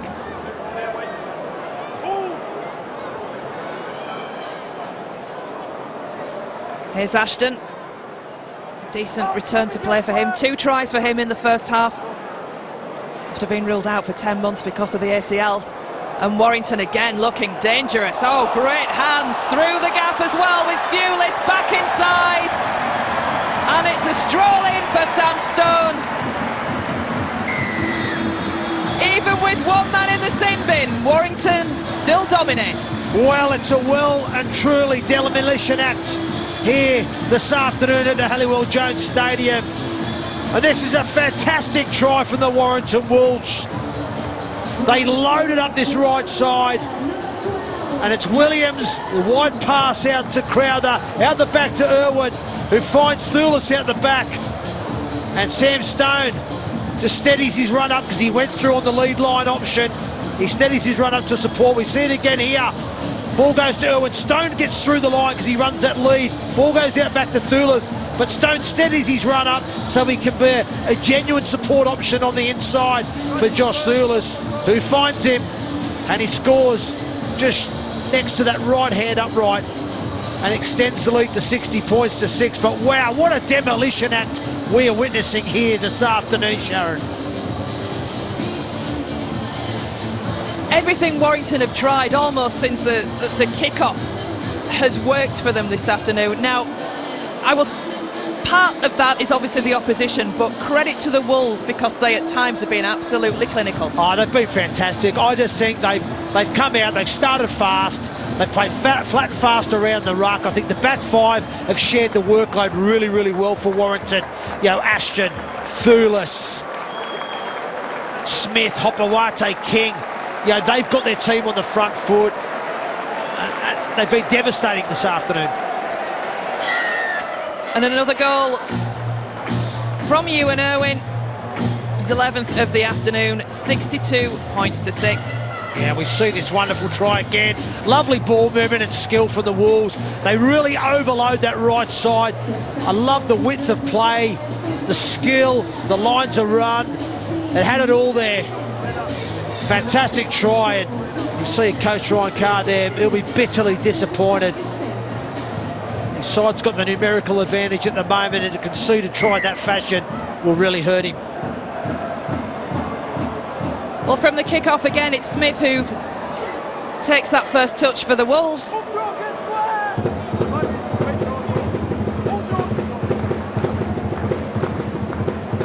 And Sam Burgess's side just look to get that roll on again up the middle of the pitch. And the gaps have come all across the pitch, haven't they, for Warrington to exploit this afternoon. They had that joy early in the game just down the Matty Ashton wing, but up the middle of the park at the moment as well. Cass clearly starting to tire. Yeah. Kick over the top again from Walker, and the chase is on. Sini is there, and a good chase from Smith. They've done a really good job this afternoon, Sharon, of this. Whenever they've scored points, they've either backed it up with a try the next set, or they've turned the ball over deep in enemy territory and made it life difficult for their opponents to get at them. We've seen an error made there from the Tigers, I believe. Yeah, Warrington will get possession in another great position. And that's probably the first copybook blotted of Valamé, but again we see a captain's challenge. Tackle 3, Castleford is challenging the ruling of a knock-on.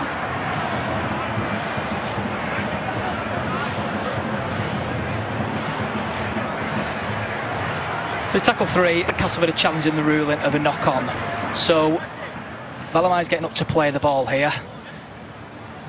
Yeah, look, if he ball plants as he's getting up, if it's... We'll look at the other angle here.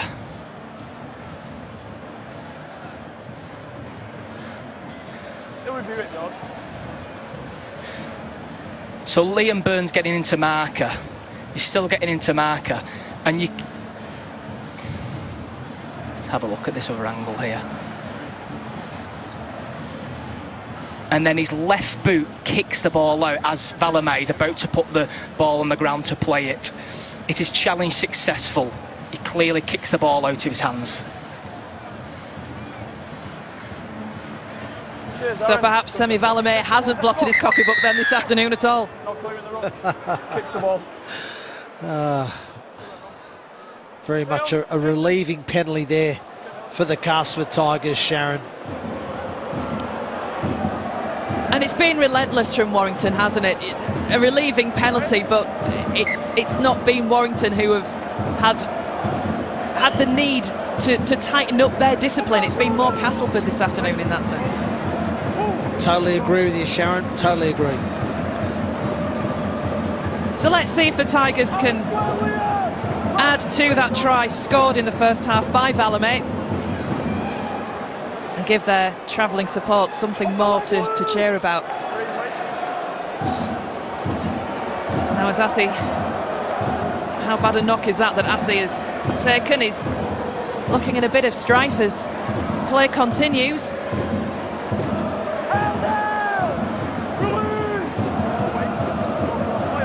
And looking for a quick play of the ball there from Lawler, who goes for the scoot but held by Geordie Crowther. Lane. Weaver with the kick. And again, textbook from the Wolves.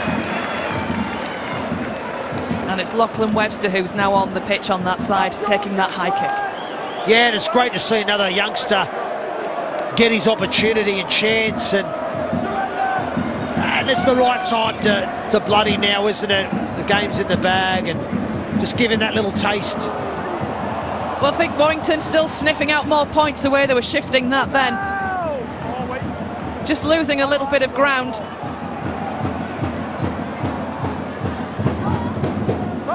But you still fancy Warrington to cross that line again.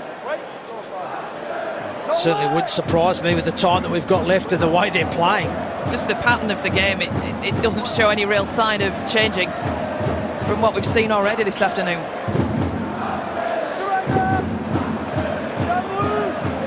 So Weaver at acting half. Missing the regular hooker this afternoon as well, Cass, with Liam Hood, George Lawler stepping in. He has played hooker a handful of times over the last few years. It is in his repertoire, but you do miss someone like Liam Hood. Oh, listen, there's no doubt about it. You know, Cass are missing a couple of big players, you know, that would have certainly helped their cause, but that's a brilliant defensive read there on that left edge from the Wolves, forces the error. We just see it here again on the replay. George Williams, he just read it, timed it well. He lands on Weaver as he's about to catch it. But yeah, I was just going back to that point of certainly by missing a few players that Cas have, it is going to disrupt you to a degree, but it certainly doesn't excuse some of the ruck defence that we've seen on display this afternoon. You know, pretty much from the start of the game, they were losing tackles, losing collisions, and the Wolves have been able to play with that tempo and up-tempo style they want to, getting on the front foot, and the discipline as well, the penalties, the offsides, and they haven't helped their cause, is what I'm saying this afternoon. And Warrington have took full advantage of being, like you said, ruthless, relentless and clinical. And Warrington about to be back up to 13 players, with Toby King due to come back on from his sin binning as well, but they'll get a stoppage in play with that knock on as well as he returns to the pitch. But again, another captain's challenge. Aaron, we have a captain's challenge. Warrington are challenging the ruling of a knock-on, they're claiming the ball stolen.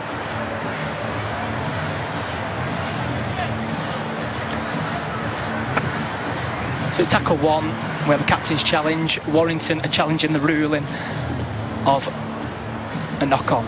So we'll play it through here. So we know George Hurt is on the ball. And you can see his left arm there. There is a flick of the wrist to rip the ball out. It is challenge successful.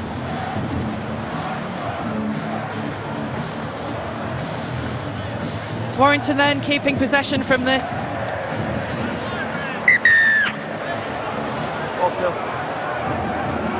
A great position again from Warrington. And again, you wouldn't be surprised to see points off it. With Castleford starting to tire and Warrington, well, in such form rolling upfield. Nothing, you can't imagine they're going to stop doing that at this stage of the game. No, you expect more points to be scored, certainly in the vein of form that they are in at the moment and the mood that they are in. Walker playing it round centre of the field to Crowther. Well, the referee called held, and you could clearly see it tug after that call had come, and 6 again awarded to the Wolves, 10 metres away from the Castleford line. Danger spells again for Warrington. Oh, Walker, great move from the hooker, but can't take that ball with him. Knock on. Castleford will breathe a little bit easier.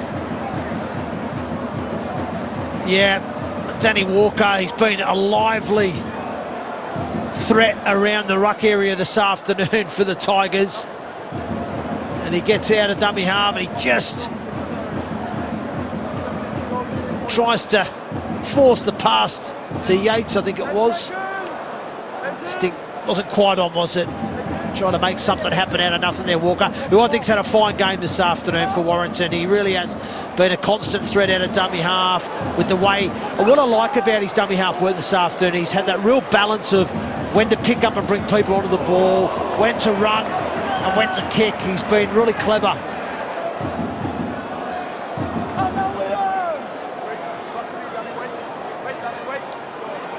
Lawler tries to get the Tigers working on the shorter side. Valame can't get beyond Yates.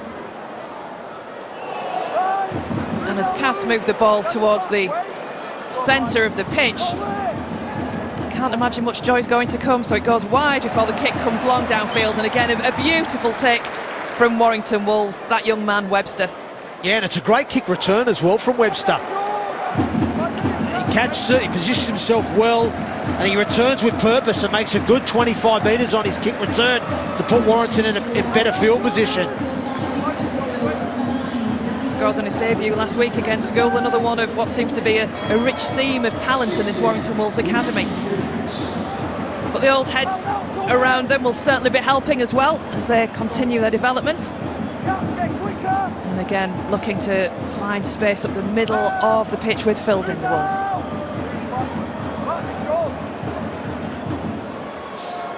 Warrington trying to go with Irwin with the dummy. And Crowther in acting half in place of Walker, who has now gone off the pitch. Nice kick over the top from Williams, chased back by Senior, awkward bounce! Harrison's the man! James Harrison! Warrington aren't done yet. No, they're not. They're all queuing up now, Sharon, aren't they, for points and tries? And once again, it's that kick play in behind to that left edge from George Williams. We saw one in the first half that led to a Matty Ashton try. And Ravalawa can't turn quick enough to get back in position. Sini can't get across quick enough either. It's a brilliant kick from George Williams. He puts it right into some quality space, which doesn't allow the winger and the fullback to get there quick enough. And the bounce is really kind, obviously. Bounces back over the head of Sini and into the hands of James Harrison. He was chasing through on that kick there, but wow, it's just been... Do you know what? They've been a joy to watch this afternoon, Warrington. They've played some brilliant attacking rugby league football, like you said earlier, Sharon. They've hit them through the middle with some ruck speed and tempo. They've hit them sometimes wide on the edges. They've hit them with some kicking plays and some trick plays as well. It's been a real joy to watch this afternoon from the Wolves. And some of the bounces of the ball as well have just sat so beautifully to help them do that as well, which is obviously some part skill but some part fortune. And another two from the boot of Irwin.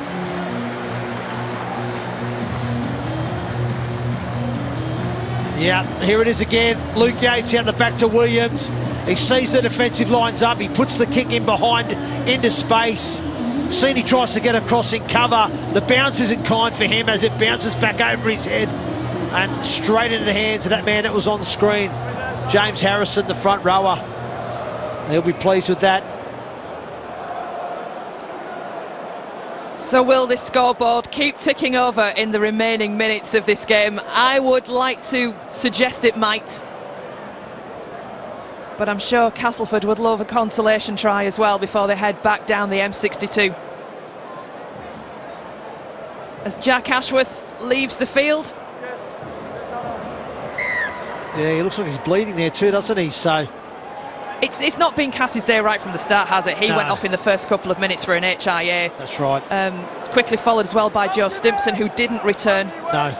So it's really not been a good afternoon for the Tigers at all, in complete contrast to what we've seen from Warrington Wolves, who go again out wide to Ashton. Ducks off one tackle, takes on the line again. Yeah. High tackle, Sharon. Dean there, I think it was Ravalawa as he was trying to get across to cover Ashton. I mean, he's allowed Ashton to get on his outside a couple of times, and I think you just see it here. It's that swinging left arm just comes across, hits him on the chops, and that's why the penalty is awarded. He's been the more agile of the two wingers, hasn't he? Oh, 100%. Without a doubt. 100%. So what can Warrington muster this time? Crowther. Irwin along the line to Williams, keeping it moving. Here's a gap. Webster brought down by Assi. Opoate across the line. Nice work again from the Wolves. It's Philbin, can't keep his feet. Oh, tackle busters. Just bought time for the Tigers' defence, but great position now from the Wolves. Out wide! And it's a hat-trick on his return for Matty Ashton. Oh, and his teammates are happy, aren't they, for him? As they get around to celebrate another fantastic Warrington Wolves try. And the skill here for me is exemplary. The catch pass was brilliant. Can't wait to watch it back as we see it now. The initial line break from Philbin off the short pass from Williams. Sorry, from Yates. And then they go down to the short side. There's an Irwin there. Under pressure. Executes the wide pass to King across the face of Harrison. And then Toby King with a simple draw and pass to put Ashton away into the corner. But it's the skill from Ewan Irwin. He got rushed as he caught the ball, but that sort of catch, one-step pass, and to whip it across the way he did, at that speed and precision to Toby King, who then finishes it off well by providing the final pass to Matty Ashton to score. Oh, it was fantastic to watch. Well, there's certainly that connection still there, isn't there, between Matty Ashton and his centre. But what an afternoon for this young man. Yeah, well, he's complemented his other halfback really, really well. Like I said, combination looks good. They look fluid.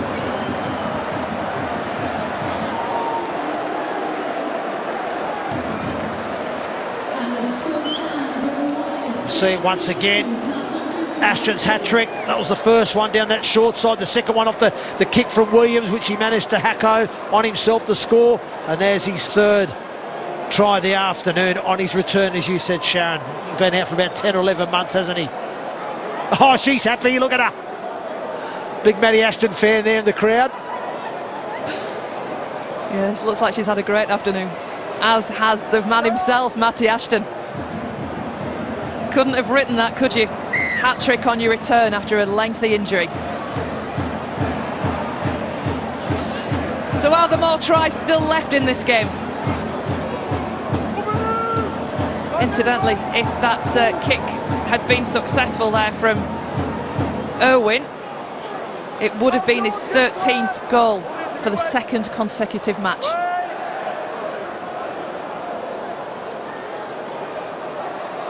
And this scoreline will mean that Warrington will remain one of two sides unbeaten in Super League, Wigan being the other team.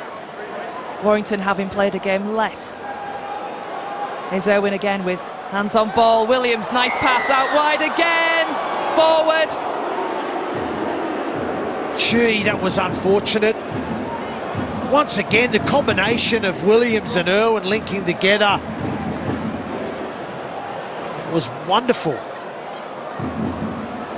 They're unfortunate there not to... The boos of the crowd as well accompanying. It was close, but the referee was there. He's in a better position than you or I, Sharon. He makes the call. Once again, another nice passage of play for the Warrington Wolves, wasn't it? Absolutely.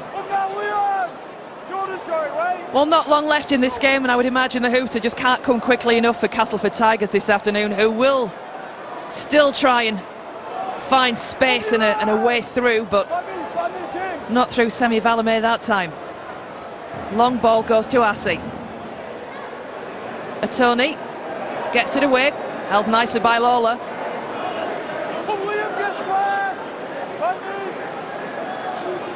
Beckett now. Weaver. Still looks like he's working hard, is Weaver, to pull a few strings, but nothing really going on around him. And it's with Assey now. Chip over the top.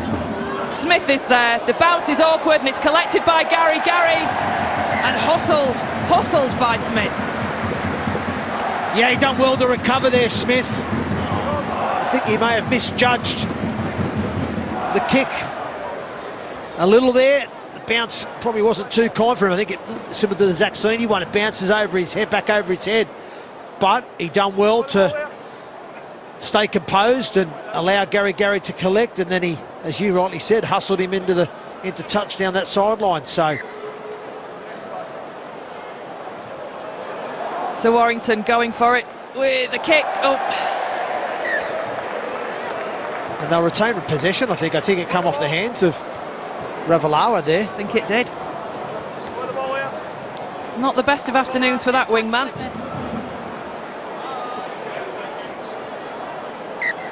And so in what probably will be the last act of the game, Warrington begin their set.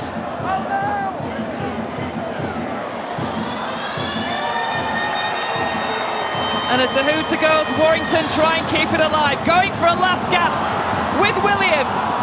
Foot race again. The charge is on. Sini will get there first. And Warrington denied on the hooter of more points. But with a scoreline of 70 points to 6, Andrew Henderson, there was only ever one winner in this game. Well, that's an impressive performance from the Warrington Wolves. In their 150th anniversary this year of the club, their aim was to return to the playoffs as they missed out last season in 25. And certainly the vein of form that we have seen from this team so far in Super League 2026 suggests that they're going to be there or thereabouts at the business end of the season. But that is a comprehensive victory, a demolition act. They were impressive, weren't they, with the ball? You know, the way they played with speed, skill, precision. They were clinical, ruthless, relentless, all those things there this afternoon. Tremendous performance. That'll please Sam Burgess and his coaching team. But for Ryan Carr and the Castleford Tigers, that's their most disappointing performance of the season so far, and they've got some soul searching to do. They'll be bitterly disappointed in the way that they've performed this afternoon here at the Halliwell Jones. Certainly back to the drawing board on that performance from Castleford Tigers, but a lot to like about for Warrington Wolves and some standout individuals. Oh yeah, been some wonderful individual performances here. Danny Walker, I thought, was really much at the hub there around the middle of the field. He was pulling a lot of strings. The two halfbacks, I thought, linked up really well, both Irwin and Williams. But plenty of performers on show this afternoon. Tanganoa been a treat as well. So 12 tries in all for the Warrington Wolves in what's been a dominant performance for Sam Burgess' side. It's finished Warrington Wolves 72, Castleford Tigers 6. Sharon, thank you very much indeed. Watching that with us, Kevin Brown and Mike McMeekin. And Kevin, comprehensive doesn't even start to cover it, does it really? No, it was a complete demolition of Castleford today, unfortunately. From the get-go, they had a couple of head knocks. Look, they've got players playing out of position and a couple of players injured. But Ryan Carr won't accept that performance. Look, Gould came here last week, and that was a very similar performance. 74 points to 6 last week, 72 points to 6. It's just not good enough. The quality that Castleford had on, if they just put effort and energy in, they can bring that scoreline down. Yeah, I'm sure Ryan Carr will be extremely disappointed in more of the attitude, isn't it? It's, you know, you have injuries in teams, but you still got to turn up, and I'm sure obviously the boys out there will be hurting. You never go out there to perform badly, and it's a bitter pill to swallow when you come here and get that many points put on you. Warrington, though, did their job and did it very, very well. They look fantastic, Tanya. I actually thought the spine of the team looked as good as I've seen Warrington's spine, albeit against a team that were on the back foot a lot of the game, but the players that came in, like Ewan Irwin, like Matty Ashton, were stars. They didn't just stand there and they really contributed to a very good team performance. I thought the balance of the side looked very, very good, and you know, they asked a lot of questions with the ball, and Castleford didn't have the answers, and in the second half they were trying to just make things up defensively, but again I thought Ewan Irwin, Lachlan Webster, George Williams, Danny Walker and all the spine, Josh Newley, were magnificent today. Yeah, I think, you know, we talk about Cass and the way they've got their injuries, they've got players playing out of position, and then they've come up against a team like Warrington today who've been on fire. They seem like a team that's really clicking, and they've added Irwin into that team who's connected really well with Williams, and yeah, it's an exciting team to watch. Well, we're going to bring Kalepi Tanganoa in. Congratulations, sir. Have you ever scored 4 tries in a match? No, that's the first time, man. Yeah, I think the last time I scored a try like that was probably under 6s, under 7s. But yeah, it was really special. And a special day for Warrington. Okay, a bad day at the office for Castleford, but you guys must be buzzing at what you've done there. Yeah, that's probably what we're building this year, is consistency in our performance, and I thought our first 20 minutes of the game is probably what we prioritise, and then sort of like the game just flowed from there. So I think we built the game really well, and then everything just come at the back of that. We have got a run. We'd already put a run of your performances together before you got the hat-trick and then the 4th, because you were running so hard in the first half. Yeah. I mean, has that been one of the things you've been charged with by Sam when you came here? Yeah, 100%. I think, like I said, consistency. I feel like our first half is mostly like what we built our game on, and then second half is just trying to keep consistent in our performance in the second half. So to be able to put that score, I mean, Cass probably, you know, we sort of dealt with different situations in there, but I thought our consistency before first and second half was pretty good. We're just looking at some of your highlights now. How good is it being on that left edge with some other weapons, and George Williams providing with a few assists, but you do a little bit on your own, just running straight over the top of some halfbacks? Yeah, I can't take all that credit, man. I think that's Georgie. I think he's just giving me the opportunity. I just catch the ball and run. But yeah, someone like that outside of me or inside of me is, you're always going to find opportunities, and he's just handed me some tries. Was you filthy when they brought you off? Because you could have had your 5th where Harrison scored. That'd have been you. I was actually surprised, but I mean, I think the credit to the boys, man. I thought we just built the game really well, and I think second half is probably what we need to improve on. I think today was just a good step of where we want to head to as a club. Yeah, just talking on how you're stepping forward as a club. How good of an atmosphere is it in the camp at the moment? Because seeing today how good you've been playing, but you know, I played against you a few weeks ago, and you know, it just seemed like a team that's really clicking and going in the right direction. Yeah, like you said, bro. I think that's one thing that we're trying to prioritise is our performance, first half, second half. But also Sammy and Steve Max added a lot of dimension to our game, and hopefully we can just build on this performance. Kalepi, you scored 4 tries, but I can't believe you weren't man of the match, but we're going to let you go and bring in the man who was man of the match. Outrageous, you score 4 and don't get man of the match. You only got a hat-trick, Matty Ashton. Congratulations, good to be back. Yeah, I really enjoyed that one. Love playing rugby league with a smile on my face, that's what it's all about today. It's been a long 10 months, but like I say, I'm really satisfied with the performance and the win today. How tough has it been for you watching from the sidelines? Yeah, that's probably the most hardest thing about it, to be fair, is watching week in, week out. It's really tough knowing you can't be out there and helping the boys, but I've got some good support staff here at Warrington. I've got a good family around me, so they've got me through it a lot of the times. Like I say, it's all worth it with days like today. Matty, we've seen over the last couple of years Warrington getting off to real good starts this season. How important is it now just to keep your feet on the floor and keep that consistency going? Yeah, it's massive. I think that's the main way we've looked at all pre-season, our consistency. We're not not bothered focusing on other teams, just focusing on ourselves. But I think it was like 2 errors we made today with like 72 points. It's some going. If we keep going like that throughout the year, put us in a good position at the back end. Talk about your try scoring. You've got a little bit of catching up to do, but have you got your eyes set on top try scorer? Because I was a bit annoyed with Sam for not starting me at the start of the year, because that's what I'm aiming for every year. So a bit behind, but yeah, I'm confident I'll catch up at some point. Still a chance then. Let's have a look at the highlights. Kev texted me after try number 2 if I've got a chance here.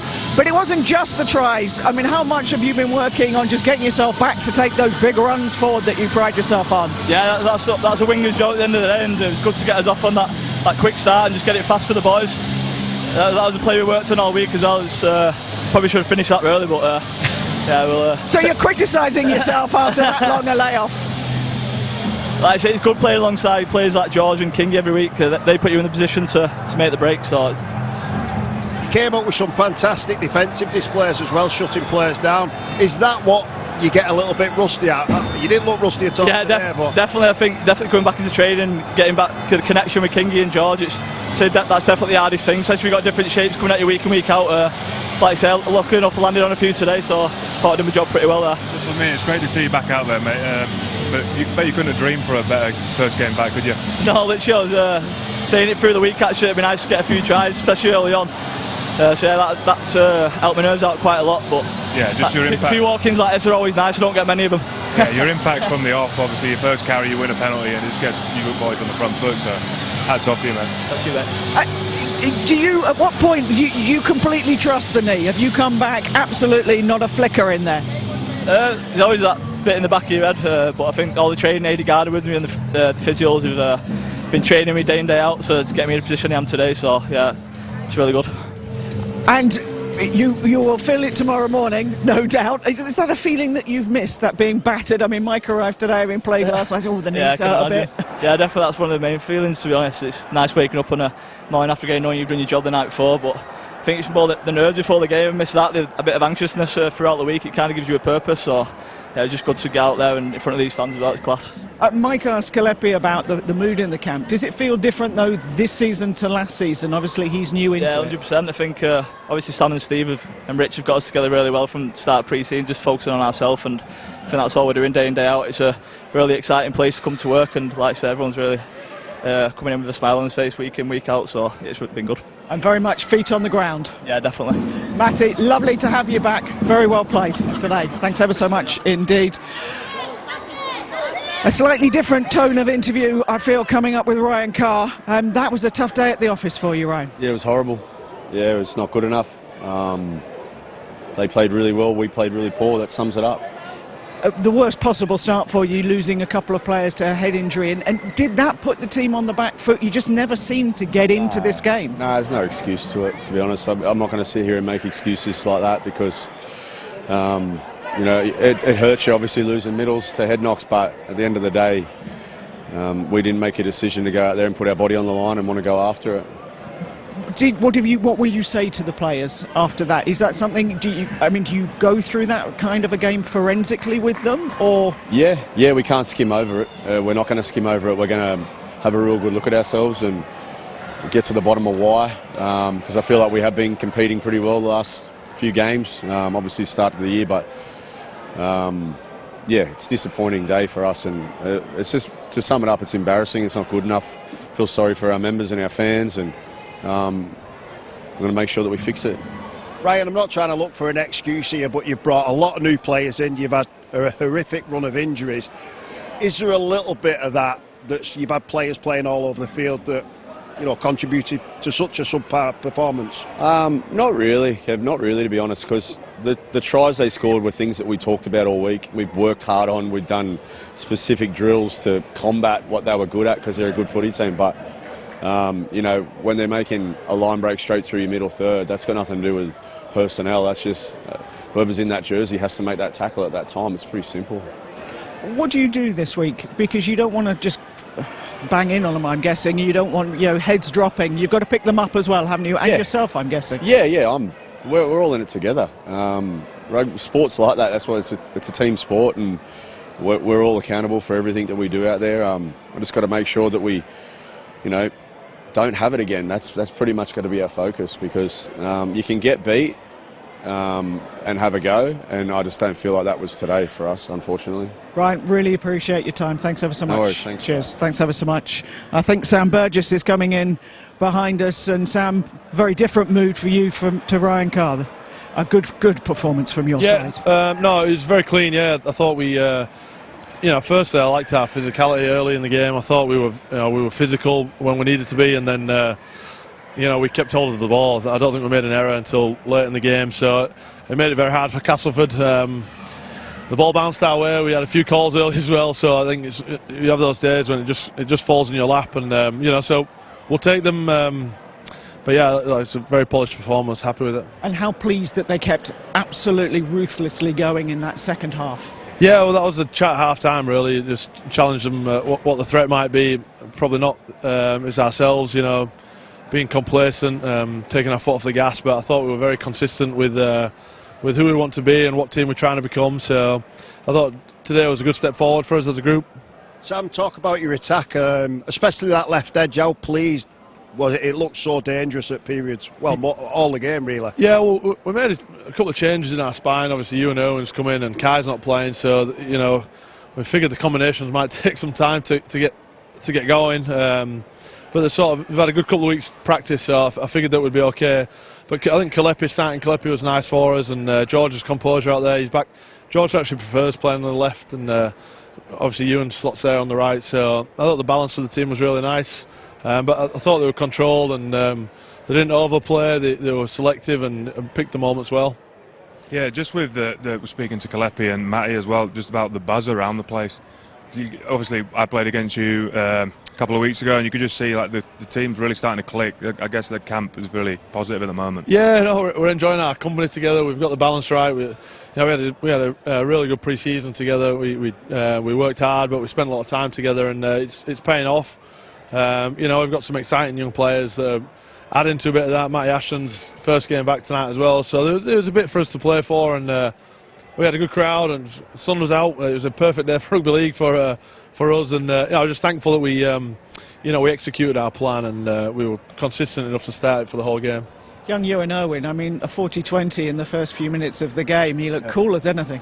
Yeah, it was a big moment actually, because we were in the back foot. His first kick, I think he didn't quite get hold of it. His second one, he's got a great kicking game, so I'm pleased for him in that respect. I think if he had his time again, there's a few moments he could be better on today. So we'll work with him on that. But no, as a whole, it was a good team performance today. How difficult is it going to be when all your team's playing so well? When Kai comes back, you've obviously got Sneeder. How difficult is it as the boss picking the 17? No, it's hard. Yeah, there's some disappointed players at the moment. So.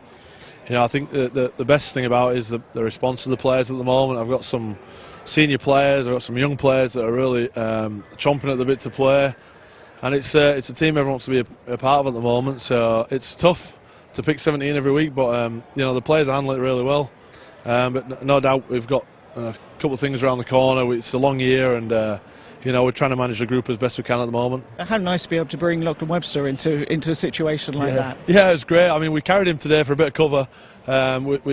Josh was carrying a little bit of something, and Matty Ashton first came back in 10-11 months. So we just carried Lockie. He had a good game for us in the cup last week. He's a very exciting young player, and he played fullback, centre, wing. So it's a great luxury to carry him there, and our middles can play big minutes. So it just gave us a bit of freedom, and I would have got him on a bit early, but Toby King got sent to the sin bin, so I didn't want to throw him out there with 12 men to start with. But he's a very confident young man. He can handle the occasion, no problem. And how important has Steve McNamara been to come in to help you, to help change the culture perhaps at the club, change the mood around the place? No, he's been awesome. He's been brilliant. The players have got a nickname for him, but I won't share that. But I think you might see a really serious side of him, but he loves being around the team. We play this card game, he's always first to the table, and the boys have really enjoyed what he's brought to it. He's been a breath of fresh air, and he brings a great level of experience too, which we all know about. He's probably the most experienced. I knows you because he brought you through, didn't he? Yeah, he's my coach when I first made my debut in 2006. So he's a very experienced guy, and you can see that he's been wonderful for us as a club, and for me as a young coach as well. Is he still complaining about his foot? Oh my God! So he told you as well? Oh, he showed me the photo. Yeah. Yeah, that's all he's talking to everyone about. He's been hobbling around for the last 6 weeks, complaining and crying. But they told me Daryl was back on the field in 3 or 4 weeks, so Steve's got a bit to catch up. He's playing the violin at the moment, so no sympathy here. Just going on, I asked Matty this question as well. Obviously, we've been here before with Warrington, where you get really excited. How big of a task is it now keeping the players' feet firmly on the floor? Yeah, it's a great point, Kev. I think it's a challenge at any club. But I think I think the beauty is I've been here before with them. We've started hot before, and we've been in some good positions, and we've gone and done nothing with it. So I think from my point of view, I've got great experience now, better experience at managing the club and the players and everything around it. So again, it's a good challenge. I think Steve's obviously been around the game a long time as well. I've got we're working on things completely different to being an athlete. We're working on our own internal selves as well, which give the players good balance. So it's round 4. We're pretty calm and relaxed about where we are, and we understand there's a long way to go in the competition. There's going to be bumps. You've got a big few weeks coming up. Next week. The Challenge Cup quarterfinals coming up as well. This is a big few weeks for you. We're looking forward to that. Yeah, we get to Leeds next weekend. That'll be a great challenge to see where we're at as a club. They're in great form as well, so it'll be good time to test ourselves. Sam, thanks ever so much for your time. Go and enjoy the celebrations. Yes, thank you guys. Cheers. Cheers, Sam. I'll take that off you. A very relaxed and happy Sam Burgess, very, very different for Ryan Carr. Yeah, he's obviously disappointed, Ryan Carr. I like the fact that there was no excuses. He just said ultimately you've got to be able to put your body in front, and effort should be a non-negotiable. That effort wasn't there today. And when we see some of the second half tries, yes, Warrington were relentless, they kept on going, but some of them are just a little bit too easy, aren't they? Yeah, and that does happen as well. There was a couple of tries that we'll see now where they just go straight through the middle, and you can just see by the lack of chase back from the white shirts that the effort was starting to fade away.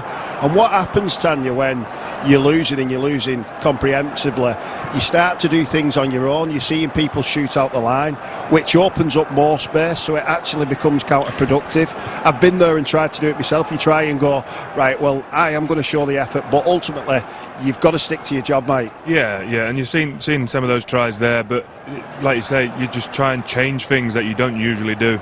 The defensive line seems to go a bit wider, and that's when you're finding more gaps around the ruck area. So I think the one before that, you saw how wide they were around the ruck, but they really need to be tighter and kind of defend shoulder to shoulder. Well, even on this one,